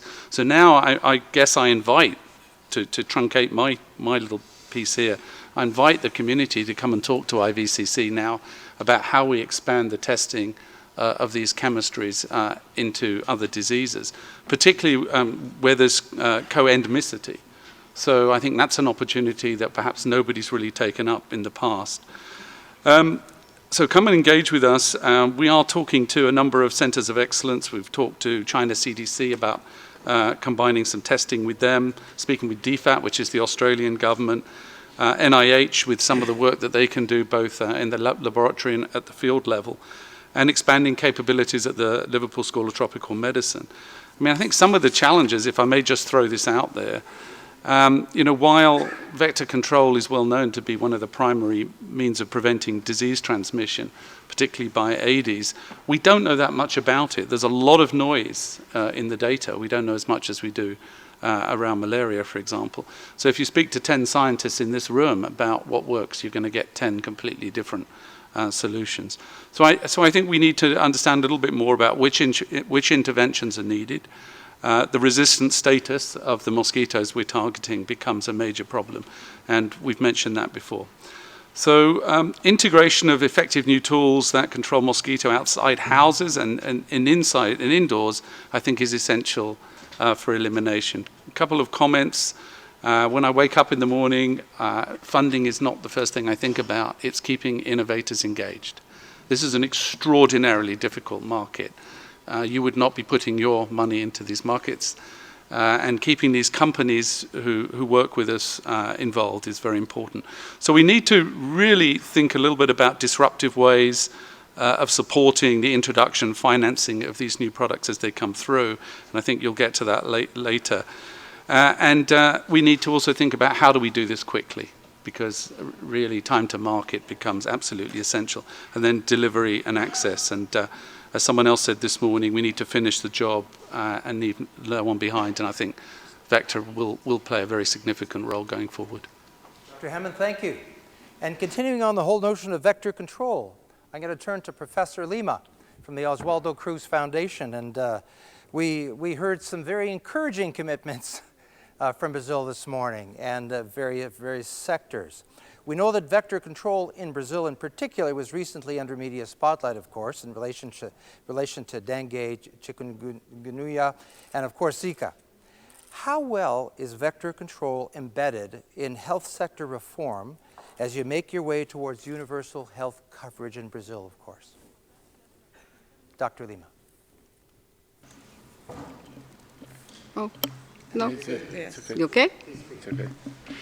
Thank you for the question. The vector control is a very important topic because, as we mentioned in this morning, and Dr. Chan stressed this point, the problem of arbovirosis in Brazil is very important in terms of public health. This problem is still inside the unified health system. And I have 2 points to remarks. One, that was mentioned this morning, is the importance of the environmental and social determinants of health. So sanitation is a very important goal for our societies. The problem of dengue, 30 years we have this kind of endemic disease, outbreaks of dengue, is very closely related to the rapid urbanization in Brazil without the sanitary conditions, adequate sanitary conditions. So I think that is a very, very important point to deal with environmental sustainable objectives for this point. Besides this, we are also developing some projects on new technologies for vector control. One of this is with Wolbachia, with the Bill and Melinda Gates Foundation. There's an important project developed in Brazil. And besides these other sustainable activities, think about vector control. It's important also to say that besides this vector control, we have a lot of activities related to this disease. We have training health professionals with the problems of clinical aspects of the diseases, just to improve the better conditions for treatment for population. So I think that as other complex subjects, we don't have only one solution. We have to deal both with the sanitation, that is the most important objective, as was mentioned this morning, and with new technologies for vector control. Thank you very much, Dr. Lima. I'll be going to Dr. Nadia Khalef, who's the Senior Advisor for Global Affairs at the Institut Pasteur. And of course, the Institut Pasteur Global Network spans 26 countries, mostly countries endemic for NTDs. How does the Pasteur Lab Network support national health systems in combating NTDs? And between now and the end of the afternoon, ladies and gentlemen, I'll ask the interveners to be as concise and brief as possible, as the journeys that you've shared with us have taken a little bit more time than we'd anticipated. Dr. Khalef. Thank you. So for the sake of time and respecting your instruction, I'll be reading sometimes my notes so I can stick to it. So just as a reminder, the mission of the 33 Institute of the International Network of Institut Pasteur are biomedical research, public health, education, and technology transfer. According to the G-Finder report, Pasteur in Paris, as a self-funder, is among the top 10 funders this year for trypanosomiasis, leprosy, and dengue, and the top one for Burley. We don't spend much money, but yet we're still the first one, which means a lot. Regarding public health activity and your questions, our institute works in close collaboration with ministries of health, supporting them for national surveillance programs, in particular for training and reinforcing the laboratory capacities.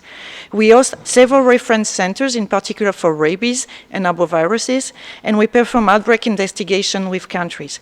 This is done all for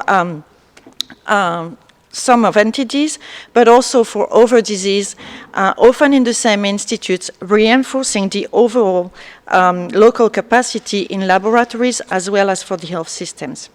We work in a One Health approach, favoring partnership like many others in the room. For example, for rabies, we collaborate with WHO, OIE, FAO, and governments to accelerate the elimination of rabies in countries by training professionals of national and control systems programs. Our research results also provide decision makers with evidence-based information that can be translated into policies needed to achieve some of the SDGs we've been discussing today. For example, we're establishing a risk map of leishmania across endemic areas to inform authorities on the spread of the disease, so to try shielding non-endemic areas. On dengue, we are studying transmission dynamics in several parts of the world to help improving national control strategies, including on vector control.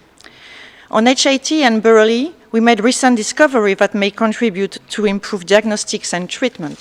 For example, for HAT, we found that a parasite can localize in the skin a specificity that may affect and may impact the elimination goal if current diagnostic and treatment are not appropriate for this localization.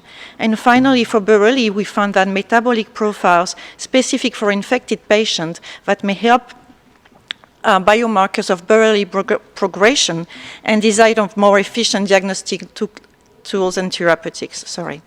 So in conclusion, I pick these examples to remind us, if needed, of the importance of research to achieve some of our common goals, but also of the need to ensure a continuum between research, education, and public health, allowing all parties to collaborate for better health systems performance. And thank you. And thank you for your brevity. We appreciate that. Ms. Harrison, you're the head of or the chair of Triple N. And of course, as I was looking into this, of course, your involvement in what is called now a non-governmental development organization. You're really running a network that's really become interestingly dynamic and really moving forward. Now, my question to you is this. How does inclusion of NTDs in the SDG framework affect the work of the NGDOs? And anything change? Over to you. Thank you, Daniel. Yeah, I think what we've heard this afternoon about the nature of the SDGs, really that they're putting the populations at need at the centre and really trying to draw the links between the different sectors to reach the individual goals and to strengthen systems is really giving us the focus that we need to really generate the political will and the funds to really engage in more integrated and comprehensive programs. And I think this focus is particularly critical for the NGO community as we seek to really expand our partnerships and collaborations. And as you mentioned, Daniel, one of those collaborations is the NNN, the NTD NGO network. And we currently comprise of about 60 now organisations, and we work together in 100 countries and spend collectively on a year-by-year basis between $200 and $500 million supporting endemic country programmes. And what we've really been focused on is trying to develop a cross-sectoral framework for action that we've called BEST. And we're really hoping in the future that we're able to encourage all partners to work within this framework to ensure that we really have a consistent approach that is really going to make sure that these programs have the breadth of interventions that we need. And so obviously this comprehensive nature of this framework will necessarily mean that we have to engage with a lot of different organisations outside of health, as we've heard, WASH, vector control and veterinary public health. And we've already had, as a network, some significant successes. And as was mentioned briefly earlier, we've been involved in catalysing this global strategy for WASH and NTDs, which has really driven that collaboration forward.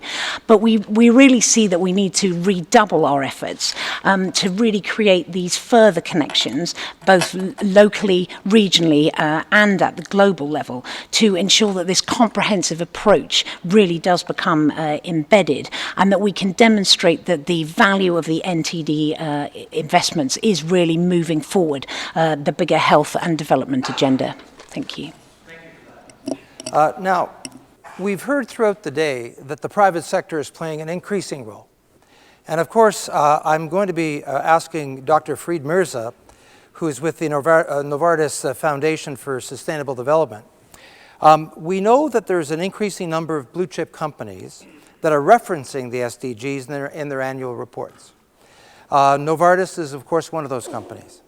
What does it take for a company like yours, Dr. Mirza, to turn words into action and action into results, as for the NTDs? Dr. Mirza. Okay, thank you for the question. So let me speak on the Novartis Foundation perspective, and let me introduce also what and how Novartis Foundation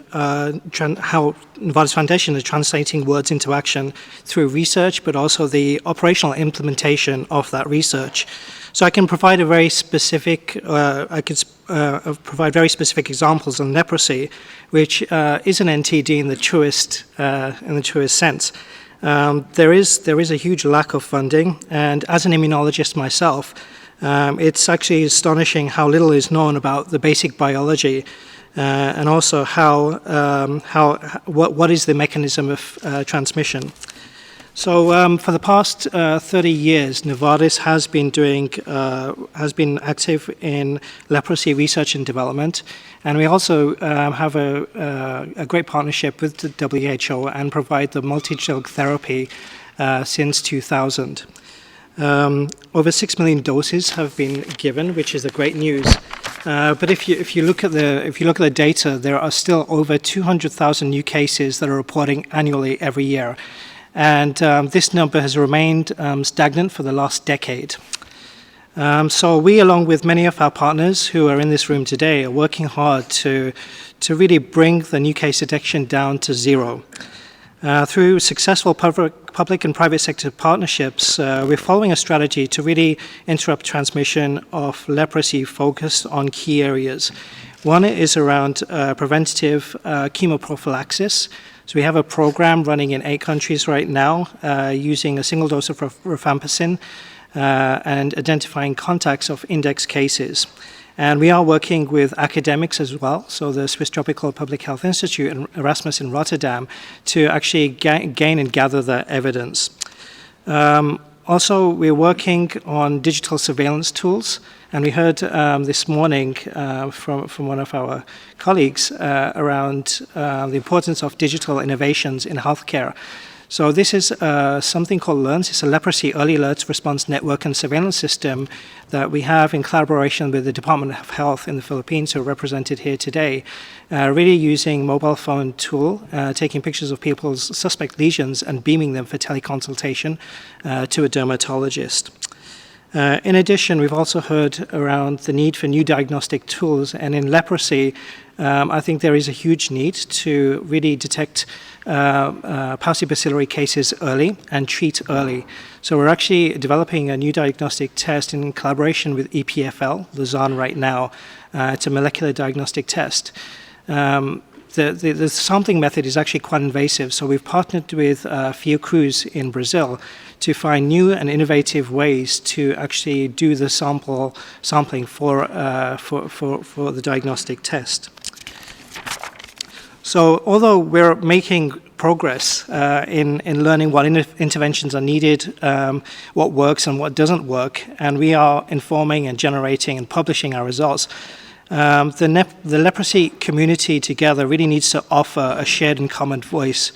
And in terms of action and an ask, we need to really ensure the interest and obtain additional support from international organizations, but also other funding agencies to really support our work, and importantly, the work of many others in the leprosy community who are really, they're here today, and I really want to acknowledge their passion and drive to really get towards the zero transmission of leprosy. Good. Thank you for that, Dr. Mirza. Julie Jensen, you're the Director of Corporate Responsibility at Pfizer, and in the interest of time, I'm going to shorten and sharpen my question. And my question to you is, what role does Pfizer see for the SDGs in its approach to corporate social responsibility, including its drug donations? And we're going to hope that your mic works, and I think it does. Thank you for the question. So Pfizer has embraced the Sustainable Development Goals, both in our philanthropy and our commercial business. So we see the goals as a blueprint to help guide the public and the private sector towards achieving good health and development for the most marginalized communities. So Goal 17 explicitly calls on stakeholders to advance the global goals through partnership. And we believe that new and expanded partnerships are the key to achieving the Sustainable Development Goals. So the NTD programs are actually a perfect example of the creative partnerships that are needed to make a lasting impact, and of the incredible benefits of working together across sectors.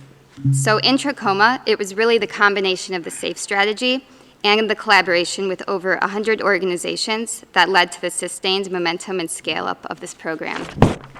So I think in closing, really using the NTDs as an example and the SDGs as a roadmap, we can design more impactful social investments that meet the needs of the underserved. Thank you for that, Dr. Jensen. I'm now going to turn to the WHO, Dr. Rudiger Kresch, who you're the Director of Health Systems Innovation and Innovation here at the WHO. Could you tell us briefly a little bit about the International Health Partnership for Universal Health Coverage 2030 and the role that the NTD community could play to advance that agenda? Over to you. Thank you very much, and thanks for that question, because very rarely we ask what we can do for the others, so thanks. Perhaps we can do something together, first of all, and that is to make sure that the NTDs really become an integral part of all health services. And that is easily said, but actually a development that we have unfortunately seen, that parallel systems were created for specific diseases during the MDG era. So if we could avoid that together, that would be great. What we're doing in the International Health Partnership is that during the MDG era, about 175 organizations now work on global health. Always very well intended, very often very badly coordinated. And what we're trying to do there in the International Health Partnership is actually to improve that coordination, to align ourselves behind certain principles of universal health coverage, and to facilitate a dialogue between members and partners to align ourselves behind certain principles also. And last not least, to create a political momentum for universal health coverage, which means that everybody receives the services he or she requires, and not only some. So thank you very much. Good. Thank you, Dr. Kresh. I'm now going to turn to the UK. Dr. Delna Gandhi, you're the Senior Health Advisor for DFID. And this morning, your government again renewed a significant commitment that it made before Parliament was dissolved, the election was called. And of course, we're going to take that into account in your answer. But in what ways are the NTD programs you fund contributing to health system strengthening? And I'll ask you to give us the essence. Thank you very much. Absolutely. Our programs are strengthening health systems in a number of ways by providing technical support and training in areas such as planning, diagnosis and treatment. We build capacity across a range of NTDs. By strengthening service delivery, these programs are reaching some of the poorest people, often in conflict-affected areas. These programs are engaging communities in the improvement of their own health. Very few other programs reach these communities. Strengthening monitoring and evaluation is also really important, including disaggregating data so that we know not who services are reaching. For example, in schistosomiasis, we need to know not just that we are reaching children, but that we are reaching the children who are not in school, who are, after all, the most vulnerable. We also need to know whether programs are reaching women and girls. As everybody knows, value for money is something we talk about a lot at DFID. This helps build the evidence that additional domestic resources invested in health can provide high returns and ensures that we get the greatest impact of every pound we spend. As we achieve elimination as a public health problem for some diseases in some countries, it'll be important that, that NTDs are integrated more closely into the health system so it can pick up and respond to these outbreaks. So our programs are strengthening health systems in different ways in different countries, depending on national priorities. Without a trained workforce and without adequate infrastructure to deliver the drugs and services, our NTD interventions will not be sustainable. So our programs are indeed strengthening health systems, but we need to do more. Thank you. Thank you, Dr. Gandhi. And now, to an organization that's benefited from the UK investment, I'm going to be going to Site Savers, to Simon Bush, the Director of NTDs. And my question to you, sir, is what is the top NTD activity that Site Savers is doing in the field that's contributing to strengthening universal health coverage? Sir, over to you. Thank you very much for the question. I think it was in the third WHO NTD report that we started to look at universal health coverage and the role of NTDs, where we started to term it as a litmus test for universal health coverage. The fourth report that we've got in front of us now has 4 pages of examples of the work of our various communities. I feel in our community, though, we found it difficult over the years to justify or validate or quantify our contribution to UHC and health system strengthening.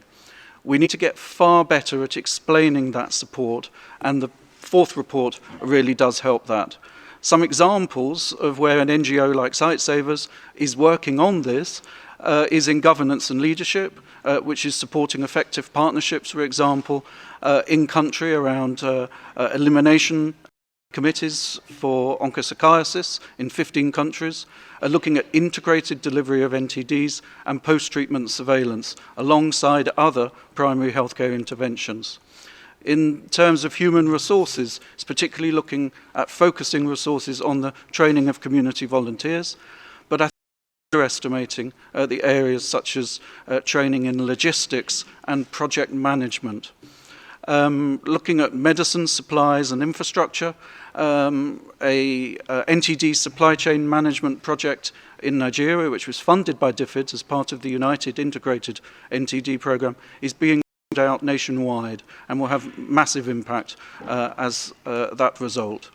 Looking at health information and data management, strengthening particularly the analysis of data, not just the collection of it. Tropical data, for example, has already supported 200 surveys in 15 countries. And I think an investment in NTDs as part of universal health coverage becomes an investment in the broader development agenda. And we need to get better at explaining that, and I think we need to be bold in that explanation. Thank you for that. Germany, Dr. Zimmer, you're involved in the German NTD network. How does Germany and the German NTD network position NTDs in discussions around health system strengthening at the country level? Sir. Thank you. Thank you, Daniel. The German network against NTDs was founded in 2014, inspired by the Federation. We consist mainly of NGOs, academic institutions, and the pharmaceutical industry companies. Our aim is to advocate more German awareness and more German support for the global fight against NTDs. And for those of you who have been here this morning, you have already heard that for the German government, their engagement for health system strengthening does not easily and necessarily translate into the support for NTD programs. And how do we as a German network deal with this situation? We agree, of course, that health system strengthening is a necessary and valuable contribution to improving health in countries, and we agree with the ultimate goal of the health system's ability to cope with challenges through the access of health services for all under the conditions of universal healthcare coverage. But we are also aware, and we draw the attention to the fact that, to a note that was expressed by the former DG of the WHO, Gro Harlem Brundtland. She said, if services are to be provided for all, not all services can be provided. The most cost-efficient services have to be provided first. So it is necessary to talk about setting priorities in health system strengthening, which interventions should get immediate support, which ones may have to wait when it comes to concrete realization. Mrs. Brundtland gave us already one criterion. I don't need to go very deeply into that. We all know that the fight against NTDs is one of the most cost-efficient health interventions. The majority of the medication is being donated by the industry. Another criterion is being provided by the SDGs, which ask not to leave anyone behind. So this demand for pro-poor orientation for equity is again promoting the fight against NTDs as the appropriate health intervention when it comes to setting priorities. A third reason why the fight against NTDs should be prioritized in their positive capacity building effect. Thousands of healthcare workers have been and are being trained in NTD programs, and they are themselves strengthening the healthcare systems of their countries. Surely each country needs to find its individual composition of services to be provided in a system of universal health coverage, but for the reasons outlined above, we argue that it is appropriate and necessary to give the fight against NTDs a high priority, in fact, to make them one of the core components. Well understood that an integrated and sustainable approach is necessary. We are glad and grateful that Germany will soon start supporting endemic countries in Central Africa in their fight against NTDs. And our network will work hard that such support will be offered also to other regions soon. Thank you. Thank you, Dr. Zimmer. I'm going to go to Dr. Torille from Médecins Sans Frontières, and we know that crisis is a reality with Médecins Sans Frontières' daily work, and resilience is now a hot topic in health systems, as we know. In your opinion, Dr. Torille, how can NTD interventions contribute to the resilience of health systems from your experience, background, and the context within which you're working? Thank you for this question. At Médecins Sans Frontières, Doctors Without Borders, we do see the impact of NTDs every day as we work to provide healthcare in areas of crisis and conflict, of overall poverty and neglect, and of very much weakened health systems. And what we see are basically neglected populations, vulnerable populations, neglected patients that have a variety of health needs and health issues, those NTDs that are appearing on the list. So our patients come in with malaria, with diarrheal diseases, with respiratory infections, and also have even more neglected diseases, for instance, NOMA, or come in with snake bites. And so while we recognize and celebrate the progress that has been made on NTDs, millions of people we care for today remain neglected and do not have access to the diagnosis, treatment, vaccines, and care, actually, they need. And I think we should keep an open eye and an open and dynamic concept of the list of neglected diseases we give attention to, and also forget the health systems in which we care for people, and so continue to promote universal access to healthcare. A second point I want to make relates to the tools and strategies that we adopt that also need to be dynamic and evolve. For instance, in the cases of visual analysis, we today have the diagnostic tools, the treatments and vector control tools, and also the political commitment to move towards elimination of VL in South Asia.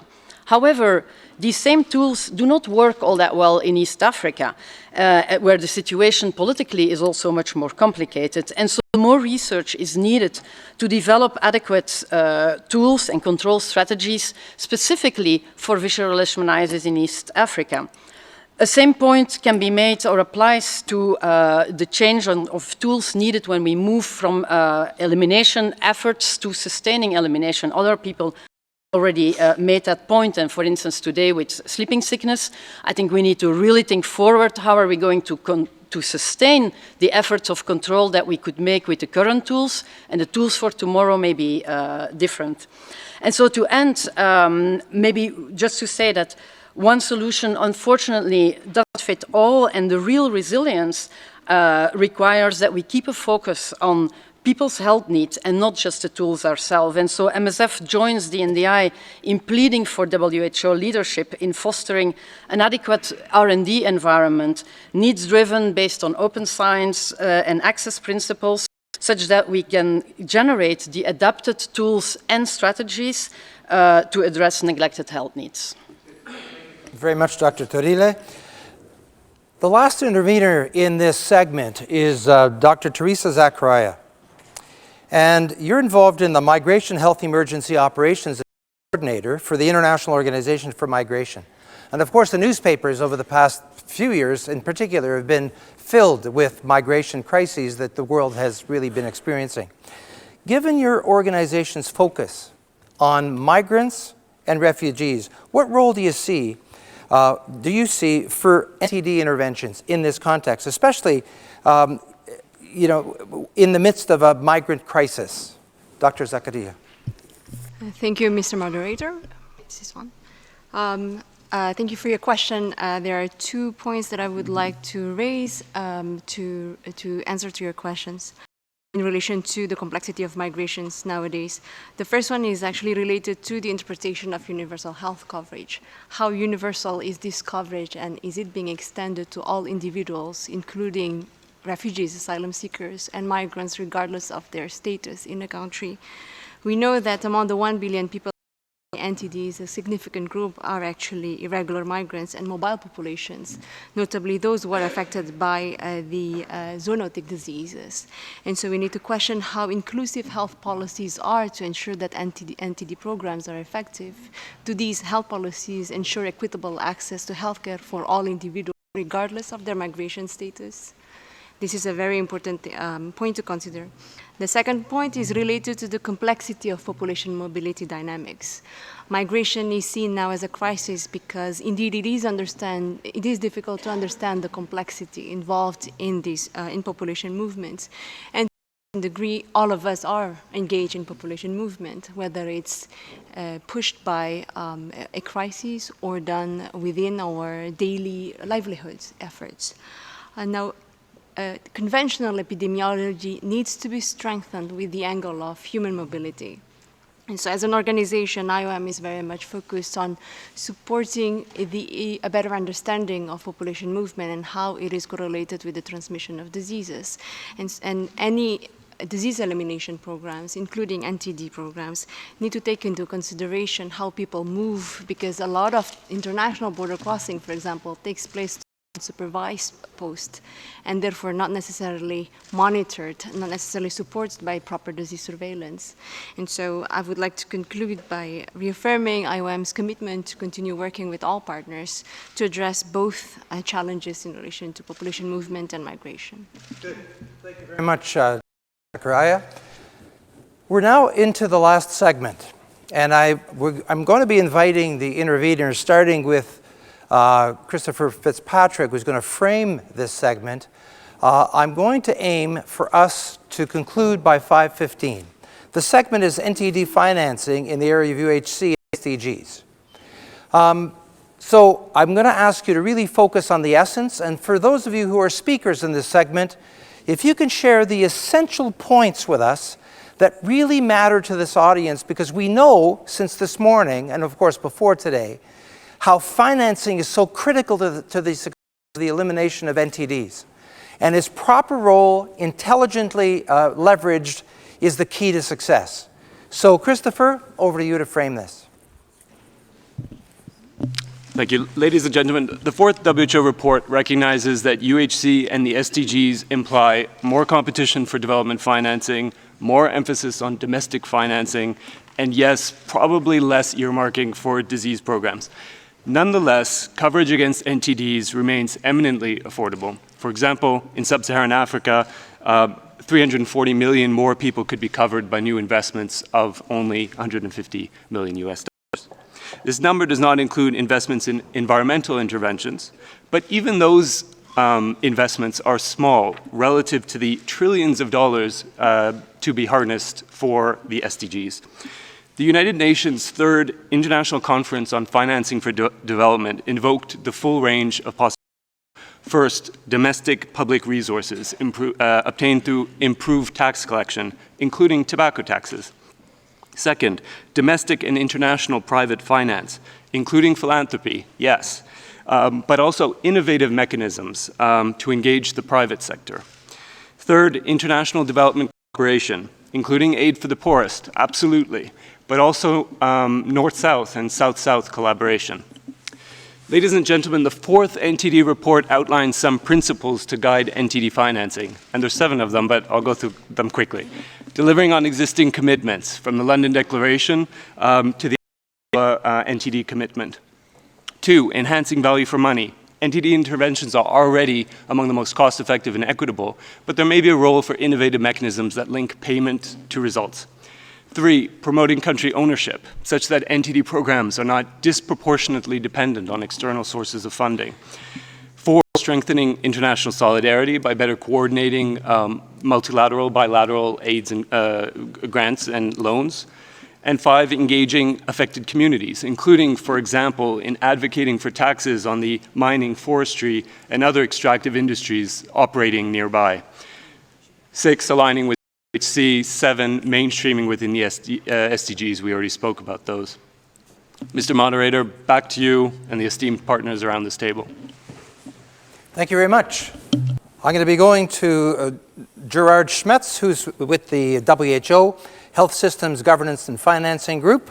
And a question for you today, and we're looking for you to shed some light on this. How could NTD programs engage constructively on UHC, especially health financing, of course, to enhance both cost effectiveness, of course, and equity at the global level, country level perhaps? If you can give us a real short, pungent answer, that would be great. Dr. Schmetz. Thank you. Thank you very much.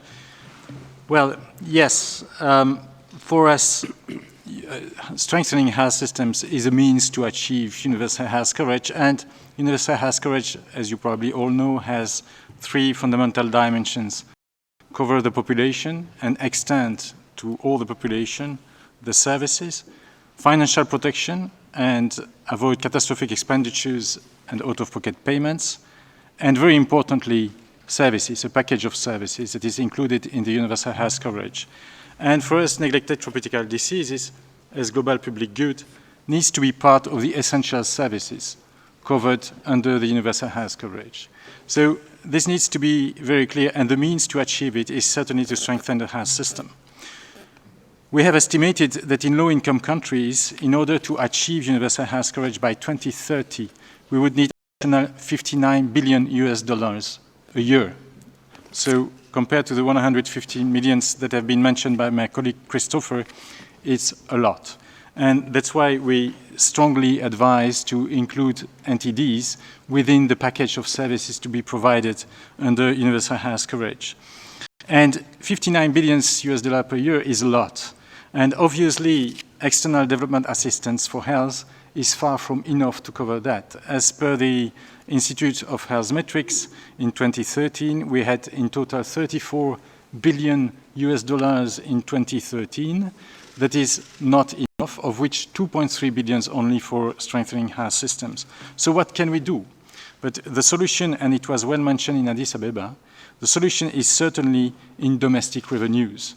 We need to support countries to improve the use and the performance of using their domestic resources.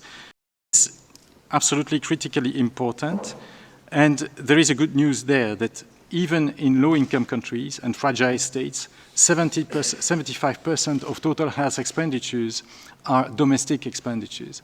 However, the problem is that these are not well used and not well allocated. There is certainly a lot of work to do there with the countries to better use and better perform on using these domestic resources. So what can we do with NTDs, and how can we support these more efficiently? First, and it's critically important, we need to avoid the errors of verticalization and standalone projects, the errors of duplicating the supply systems, the error of duplicating the information systems or the financing systems. We need to go for integrated people services, and in doing so, we need certainly to make sure that the different NTDs actors and in countries are well involved in the policy dialogue that takes place at the country level, sectoral policy dialogue or multi-sectoral policy dialogue, so to make sure that NTDs are well, or NTDs sub-plans are well integrated in national health sector plans. Thank you. Thank you very much, Dr. Schmetz. I'm going to shift gears now to Ghana, but pursuing the theme of NTD financing.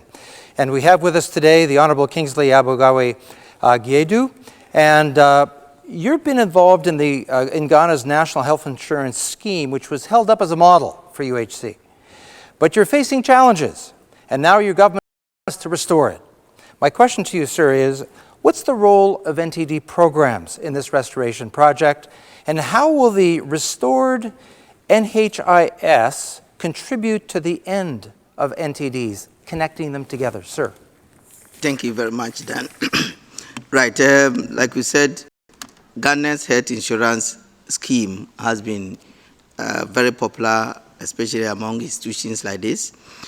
Unfortunately, in the last few years, we've been having some challenges. But the new government is putting in place a restructuring of the health insurance scheme. We are almost at the verge of implementing we have done the review. We are just doing the implementation very soon. When that is done, it's also going to involve the review of the diseases that are covered by the health insurance scheme. And definitely the NTDs that had not been covered or were not covered under the health insurance scheme are now going to be included. Another strategy that we are adopting or policy is that we are also going to undertake strengthening of the financial accountability in the health delivery system in Ghana. We believe if that is done properly, we are going to make a lot of savings. Under the health insurance law, we had a portion of the tax that was supposed to be used to finance public health activities. Unfortunately, because of the challenges we've been having in the health insurance scheme, all these monies are channeled into the health insurance. If the restructuring is successful, it can ease this finance to support public health activities. I believe that my understanding so far is that most of the NTDs are public health activities rather than individual solutions. We also have a policy of winning off the 4 teaching hospitals in Ghana of the government subvention.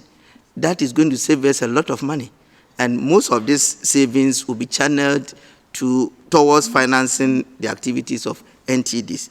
There are other things that we've also something like collaborating with educational sectors in terms of, like it's been said already, if you inculcate the idea or the issue of wash in the children, they can propagate that among their colleagues and also their parents. That will also go a long way to support what we are doing in the health financing sector. We also have funds that, as I've said, were earmarked for NTDs or public health activities hitherto were being channeled to support the health insurance scheme. If we're able to do the proper restructuring, all these savings will be made, and then we can now do proper financing of the NTDs in Ghana. Thank you very much. Thank you for sharing that experience, and best wishes for a successful turnaround. Let me turn my eyes now to Nigeria and go to Professor Ayade. You are the governor of Nigeria, or of Cross River State in Nigeria, and Cross River State has declared recently that NTDs will be totally eliminated by year 2020. Now, how will you finance this? What funding is available to you now, and what gaps remain? Professor Ayade. Thank you.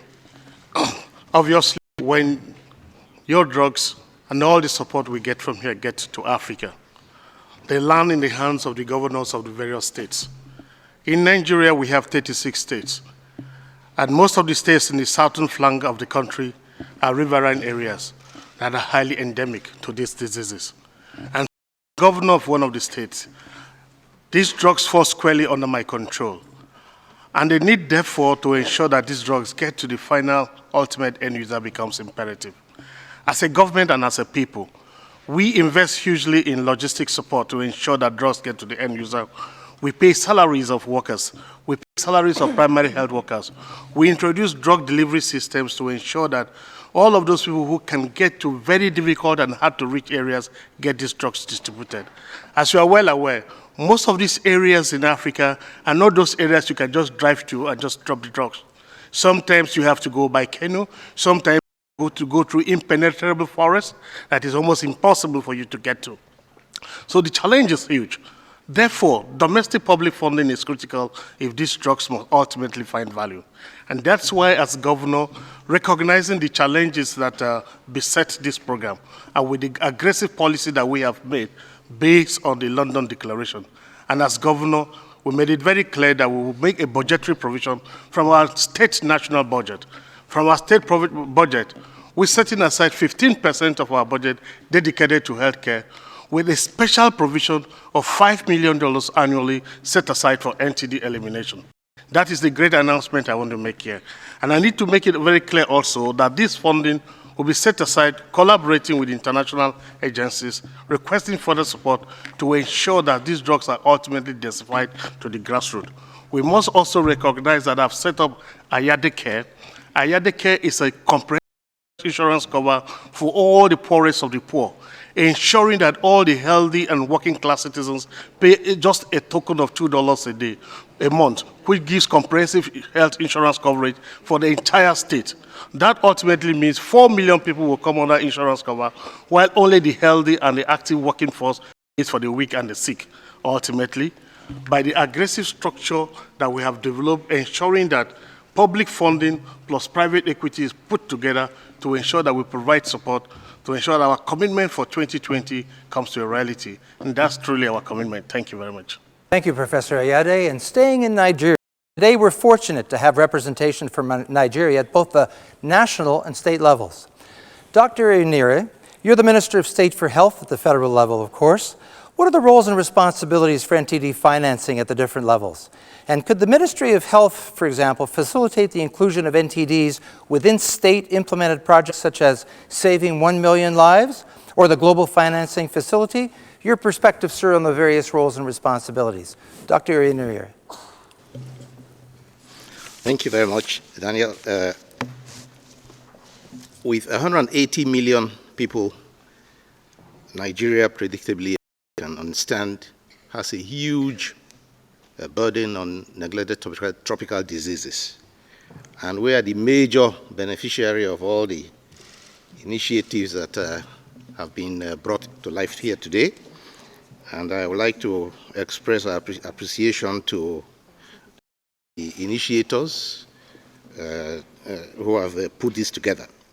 Now, the problem Nigeria has had in the past was a slight misfocus of healthcare in urban areas where big visible hospitals were built, and in rural areas where 70% of the population lived, about 20 or 30% of resources went. Now, before you can have universal health coverage, you must have a health system.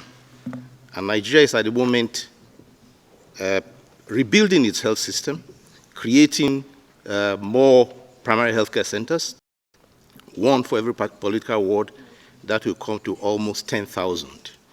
Now, there is the issue of staffing. There is a dearth of staff. There are people who do not want to go into very remote areas to work. So you might have a hospital and no staff. Also the question of acceptability. You might have a primary healthcare center.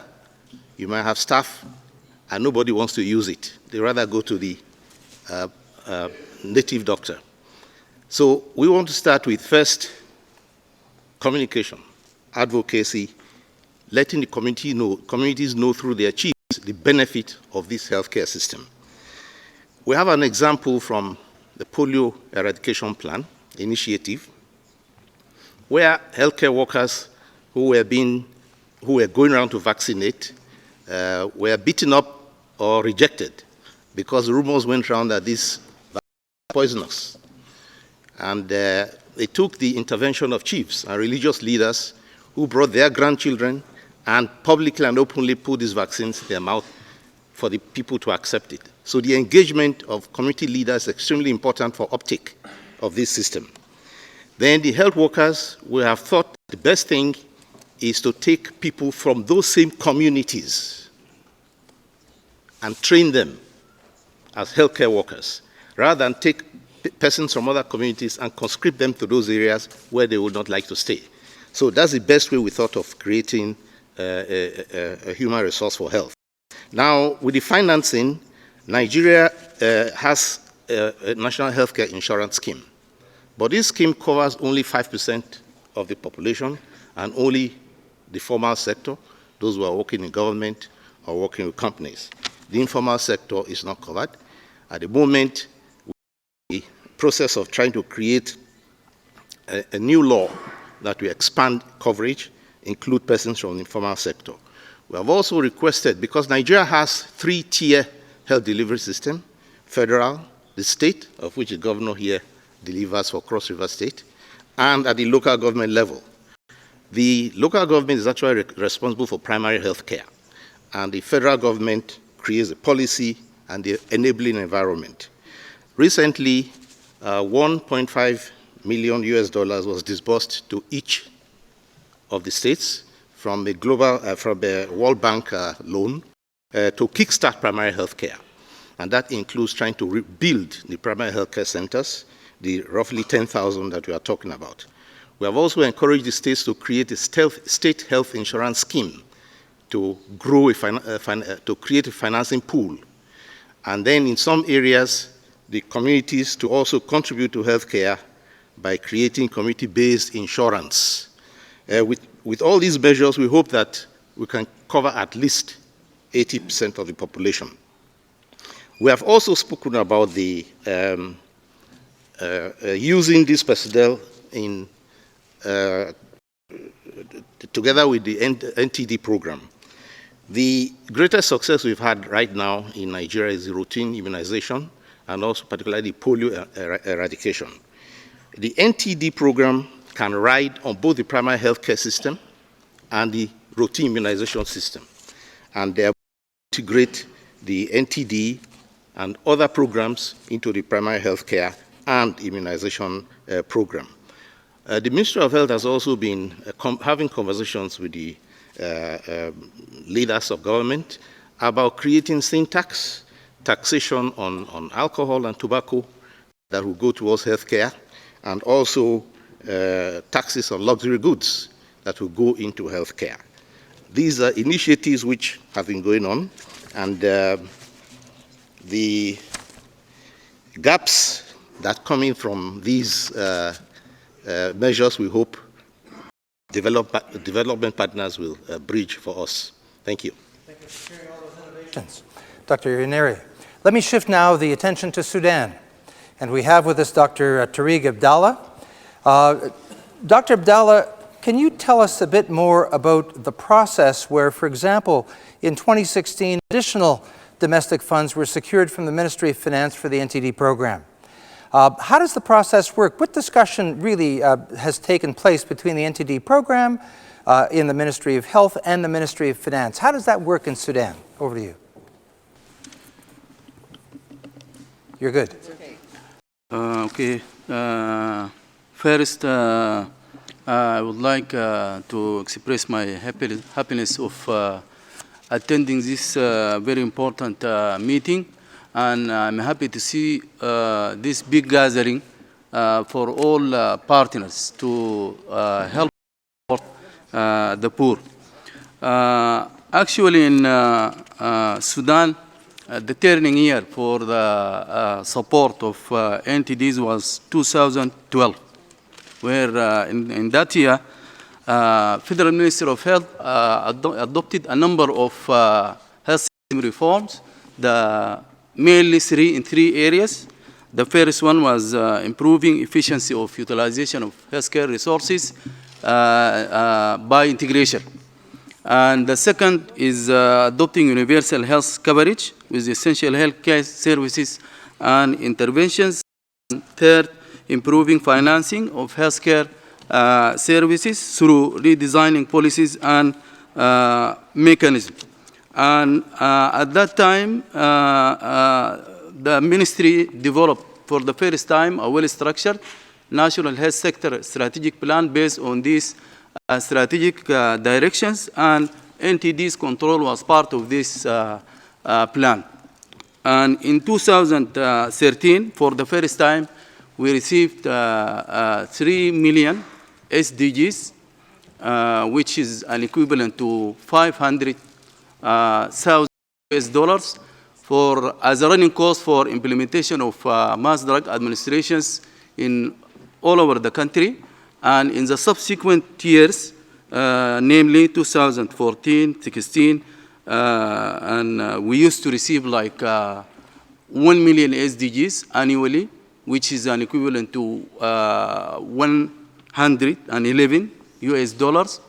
This year, in March, we received an equivalent to $167 US for implementation of these mass drug administrations. Last year, and for the first time, we implemented the integration of mass drug administrations, where we treated people for schistosomiasis, soil-transmitted ailments, and lymphatic filariasis in endemic localities. In the country, we have 18 states.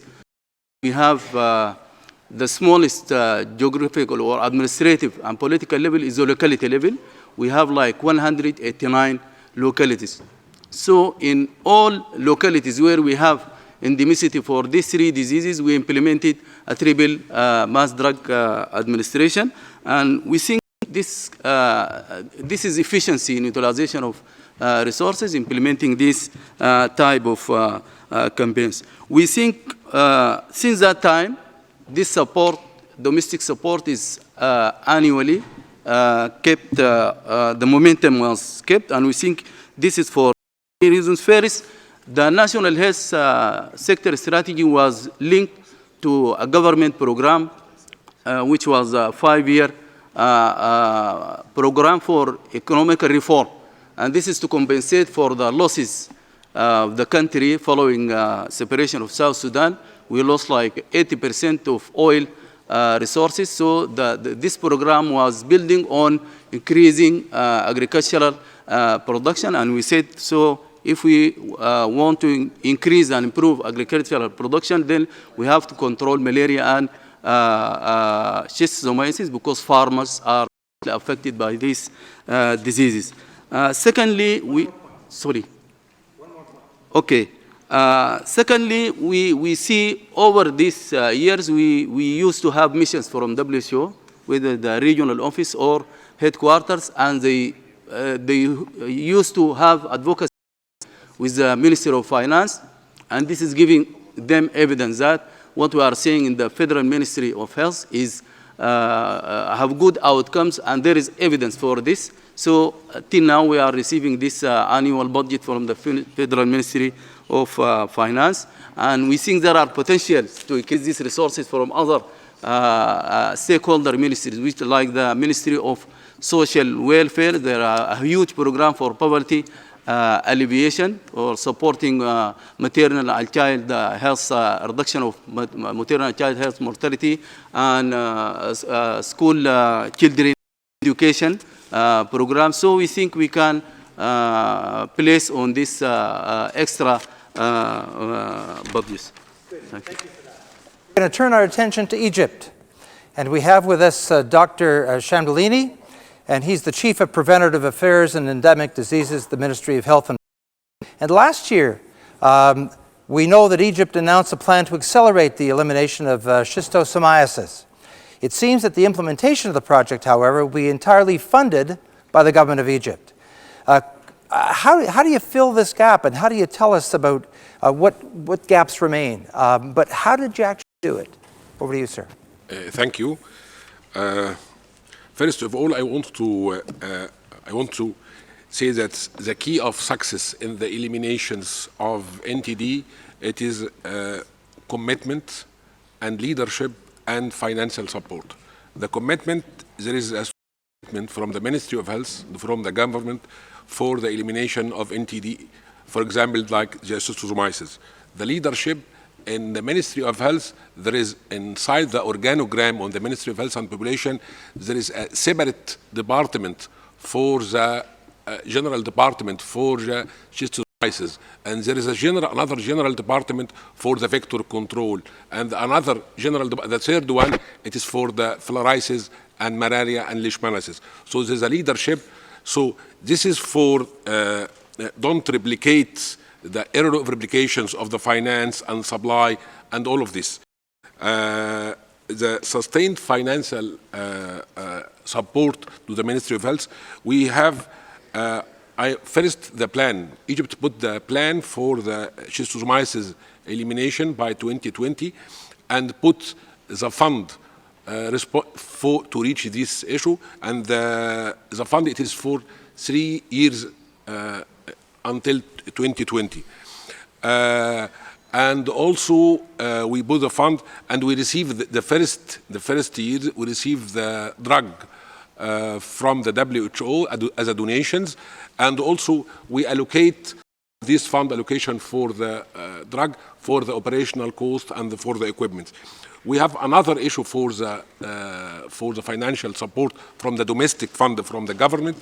It is also the vector control fund for the vector control to do insect, to have in Egypt as a vector map for, and this is updated, the map, it is updated every 2 years. And also we have a domestic fund for the implement deworming national campaign for the primary school children. This is targeted 15 million child. I want to tell you something that the fund, domestic fund for the vector control or for schisto and for the deworming, it is increased annually because the result of the activity, it is achieved. By these results, we convince the people responsible in the Ministry of Finance to give more and more domestic fund for the Ministry of Egypt, for the Ministry of Health in Egypt to reach the elimination of NTD. Thank you. That displays to us one of the many forms of leadership that we've seen, national, stateside, and so on and so forth. Again, a demonstration of national leadership in the Philippines. We've got with us Dr. Michiano Laksamana. And of course, we heard about Nigeria's experience with sin taxes. What's Philippines' experience been in terms of funding NTDs? Thank you very much, Mr. Daniel. As what Dr. Smith has mentioned a while ago regarding the improvement in the health system, what is important in improving the health system is the solution is really on domestic revenues, scaling up domestic resources.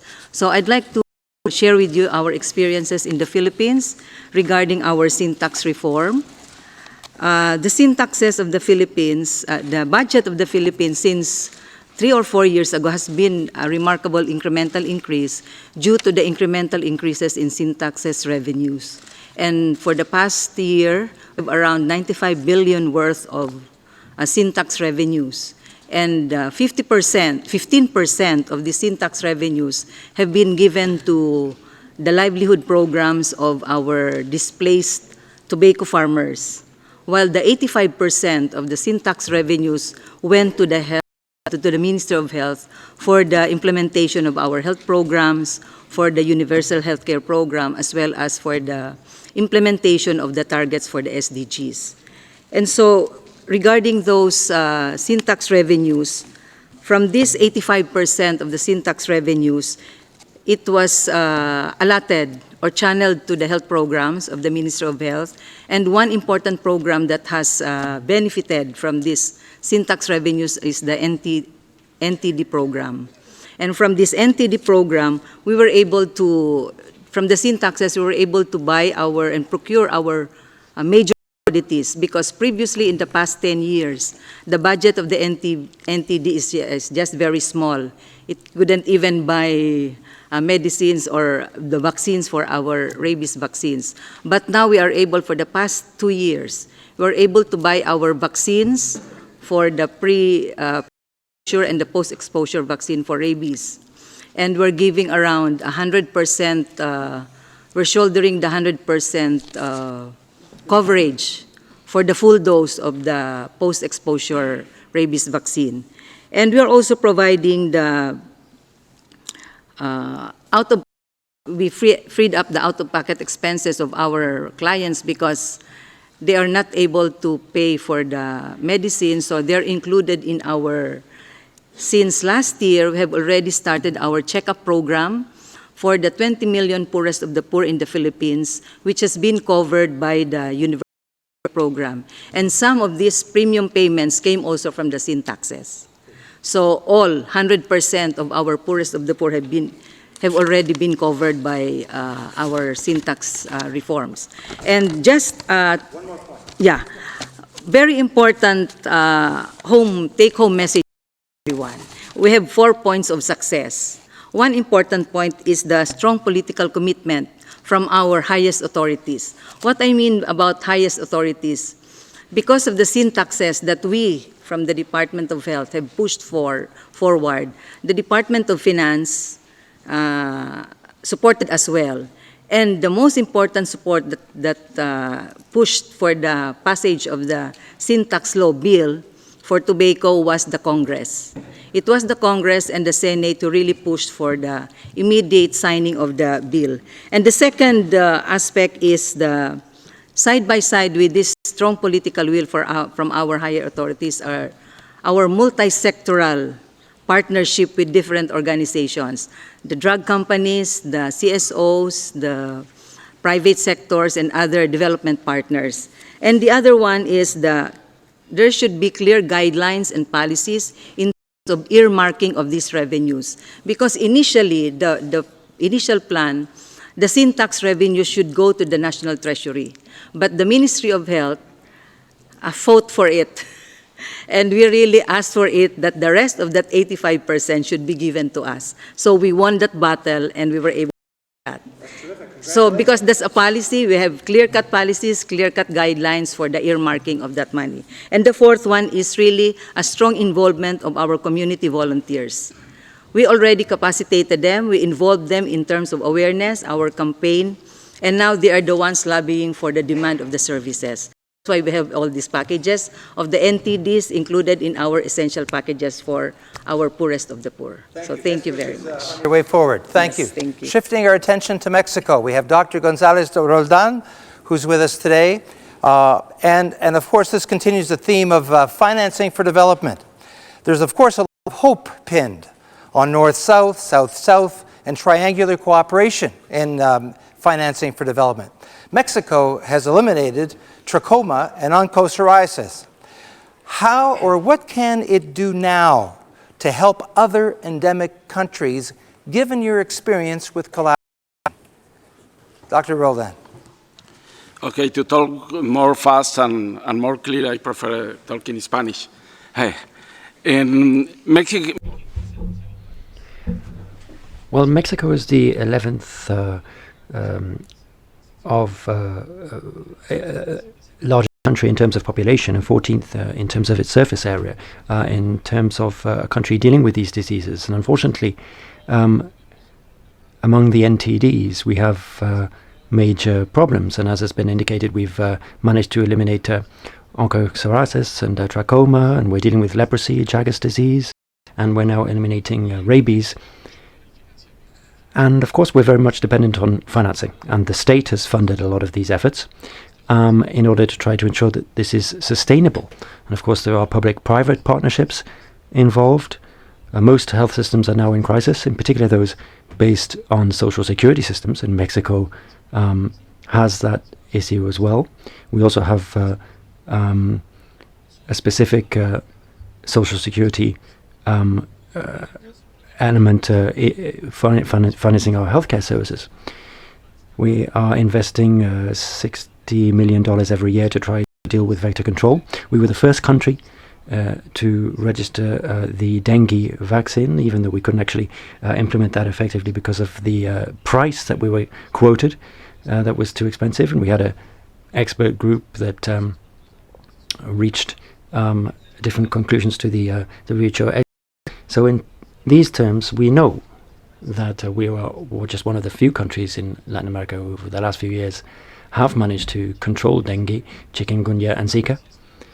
And what's very clear is that we need to link research with implementation. And there, we need to be responsible. We need to admit that there shouldn't be political interference in healthcare issues.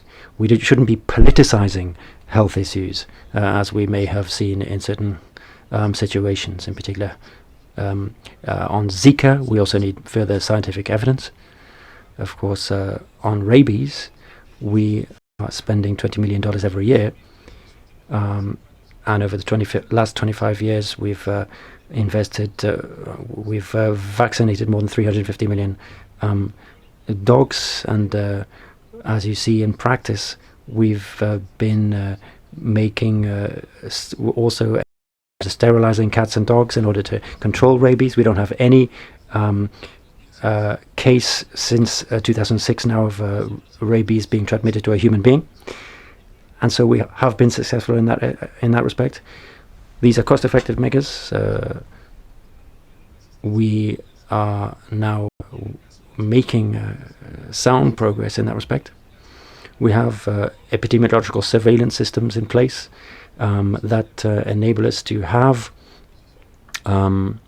cost effectiveness in our efforts, and PAHO can certify that. We have widespread cooperation programs because we need to strengthen our local, national and regional capacities further. Thank you. Lancaster, who's a Senior VP of Programs at the End Fund. And of course, we've observed over the last 5 years that there is also more and more emphasis placed on and innovative sources of financing for development. What role do you see for private philanthropy, as we've heard more and more of in the last number of years, both inside and outside the NTD endemic countries? Mr. Lancaster. Thank you. Well, I think, the evidence of the impact of philanthropists has been fairly evident to those in the meeting today, and most of you have seen the impact that both corporate philanthropy and private philanthropy has made already in the space. I think one of the challenges that the End Fund are working on is trying to attract indigenous philanthropy to the cause of NTDs, and that's a work in progress, but there have already been some significant investments by African philanthropists, which is the area particularly that I'm involved in, and so I see that seems to be emerging increasingly. Outside of the indigenous or the endemic country environment, I think there again you see a growing interest from private philanthropy. I sort of separate private philanthropy a little bit from the third sector. So I'm going to, in order to keep it brief, I'm just going to say that there's some things that particularly attract, in my experience. I am not a philanthropist, I'm sad to say, but having represented them for some years, I've had an insight into things that seem to motivate them. Certainly the ability to go to scale is one of them, and that's one of the things that we need to constantly put out there, that we have capacity to go to scale and to be able to go to scale quickly.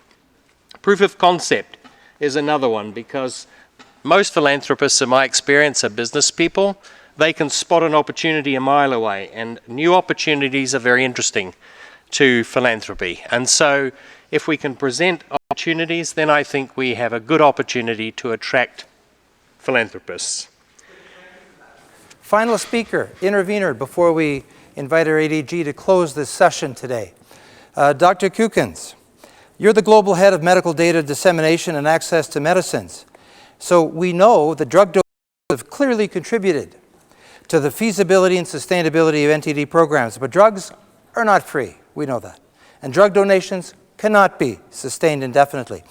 What other roles do you feel that donors could play in accelerating progress towards the elimination of NTDs? Thank you. Yes, thank you.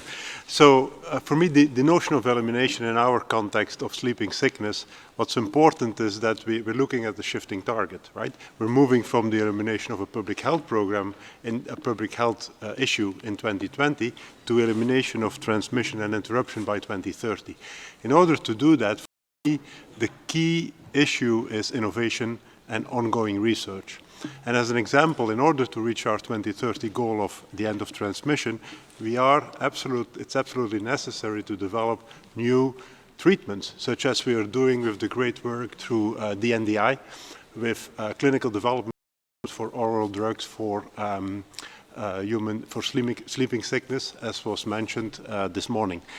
In addition, on new treatments, we'll need to continue to focus on innovation around surveillance, digital innovation, and also around new diagnostics. Don't forget that in order to reach an end of transmission, we'll need to take into account the animal reservoirs of sleeping sickness, Treb rhodesiense. And finally, I think key will also be the sustained commitment of all of us, all the stakeholders here around the table, regardless from your background, around neglected tropical diseases as we move towards elimination. We have seen in the past that sometimes when we get close to elimination, we step back. We cannot afford to do that this time. We need to continue the engagement of all of us in order to reach our targets. Thank you. Thank you very much. Well, Dr. Mingui, today, this afternoon in particular, we've heard of a number of passionate stories, experiences, exchanges, and of course, people speaking with conviction and commitment. Over to you, sir, to close this afternoon. Thank you very much. Probably I need to take a privilege to ask my regional directors to give just one sentence before I take it over, because I see probably here's very important comments and very strong commitment from member state. Probably it's time for you to show your support to the member state, which in the region you're supposed to do. So I might to invite my regional directors from WebPro to start. That's 1 minute, right? Okay, Marco. I'll try and do. Thank you. I'll try and do 2 sentences. The opportunity. Firstly, I think just to emphasise the importance of keeping on focusing on elimination wherever we can, because we're good at telling stories about NTDs and celebrating our successes. What better stories to tell than about countries eliminating diseases? So we need to keep on with a focus on that. The other is integration is fundamental. We've heard it from probably half the people who spoke today in WIPRO. That is our major focus. But of course, it's not a major focus for NTDs. It's a major focus for all of our communicable disease efforts. And so that's both a challenge but also an opportunity for us. But without grappling with that integration and without grappling with health systems that are domestically funded, having the capacity to do this, we won't be able to sustain our successes, and we won't be able to build those successes into the future. So, thank you. Southeast Asian Regional Office, accounting for more than 60% of the disease burden of the whole world, and exclusively some of the disease burden like leprosy of the global burden. Mainly through the domestic funding it showed result.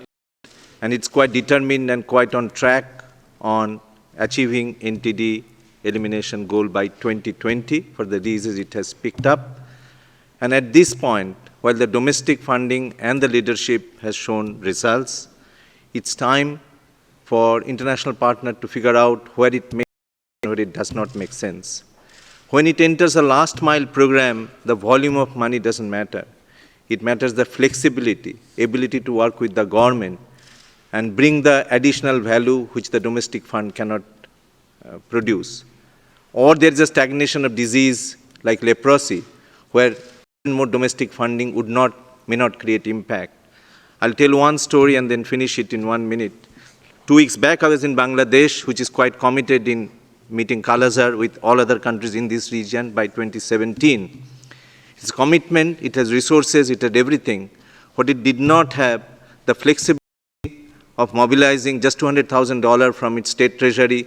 And if we miss the season of spray, we'll miss the target. And there we needed international partners. Even WHO having money could not break the line item and give the money, flexible money. So we need flexible international resources. It's not the volume of money, flexibility, innovation, support to the country when it is needed. That's where it makes sense. These are my 2 cents. Thank you, ADG. In a region that has countries of high income, middle income, and low income Americas, it is critical we keep the context. The America has gone a long way to eliminate diseases, polio, measles. And it's about to eliminate if we keep pushing onco, LF, Chisto, and so on. See both sides. So we should not fool ourselves because we have done tremendously well today. The job needs to finish. Success stories can be very fragile. We have seen that, and diseases come back. So it is important. We congratulate Mexico, Colombia, Ecuador today for eliminating onco. But we still have one focus in the Americas on onco, in the border of Venezuela and Brazil by a neglected population, like mentioned the Honorable Delegate of Brazil, in an indigenous population. And there is a political decision to make there, So if we don't make those decisions, it's not only about money. It's not only about being rich. Haiti is a very poor country and has done tremendous good job in LF and is about to eliminate. So important that we keep context that, and I haven't heard today, and I wanted to push for that, the word advocacy and communication. The power of advocacy and communication. Governments change, ministers change, we all change. We need to keep pushing in order to do the job. Otherwise, we can go back in circles. This partnership has tremendous opportunity because I think it's one of the best. And I think the Honorable Governor of Nigeria mentioned the power of the drugs being free. If we have those cost-effective strategies, integration, and the power of multisectoriality, but also the political decision, I think we can make it. But SDG are very competitive, and the world is very competitive in all these diseases. So let's position the best practice of NTDs into the SDG, and how can we achieve or help to achieve the other SDG goals? Because competing only by being vertical is not going to happen. We need to make sure we are positioning the best practices. And I think this is a tremendous opportunity for this partnership, which has been doing it. Thank you.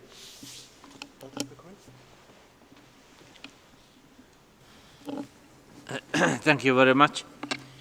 I think after listening to the all intervention from the delegates here, I think the issue is very well covered.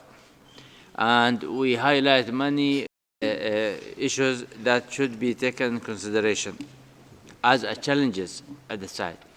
So we see the experience of Philippines, we see the experience of Africa, we see the experience, the issue was raised by CRO, that the money support should be, some part of that money should be flexible money that can be allocated for the, depending on the necessity of the program. And we show the experience of Egypt and Sudan that the government started to putting the money and supporting the program at the national level. Also, I heard from the German that strengthening the program at the country level and support them, the country offices to help and to support the member state to prepare their national program and setting their priority, even within the NTDs, that the achievable they should look at the first, the one take longer time, they should keep it for mid-term and long-term. This is very important also. Monitoring laboratory facilities, that also is an important issue in targeting these diseases. Now, for example, we have in Syria, the leishmaniasis is supported and the fund is there and the gap is covered. But now we want the leishmaniasis to cover it in some other area, and then we don't have that fund. This is only for one country. So if the fund is given for the leishmaniasis, that should be within the region at any country, because this will help to eradicate this disease.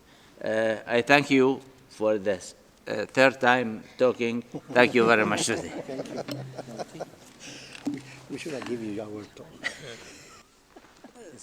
Thank you very much. I'll also be very brief because I've had the opportunity to speak a couple of times. My last comment will just be to link the issue of financing, on which we had some very interesting examples, a bit rushed at the end of the day, and the rich partnership that we have here. Just to reaffirm what our colleague Bernard Schmidt said about domestic financing. As partners, we are going to do a lot of work, and we have started to advocate for additional domestic financing. As WHO, we organize sessions, dialogue between ministers of health and ministers of finance. We just had a session recently in Dhaka in making our voice heard to persuade them that health is a good investment. And I think this is something that we're all going to do together. But I think our support for domestic financing needs to go beyond the advocacy. It's how we behave as partners, how we structure our own investment, how we align and we harmonize among ourselves, how we provide information and are transparent with the government, with each other about where we are putting our resources, and how we try to make some efficiencies with the money that we are spending in our separate interventions in these countries that will model this type of behavior.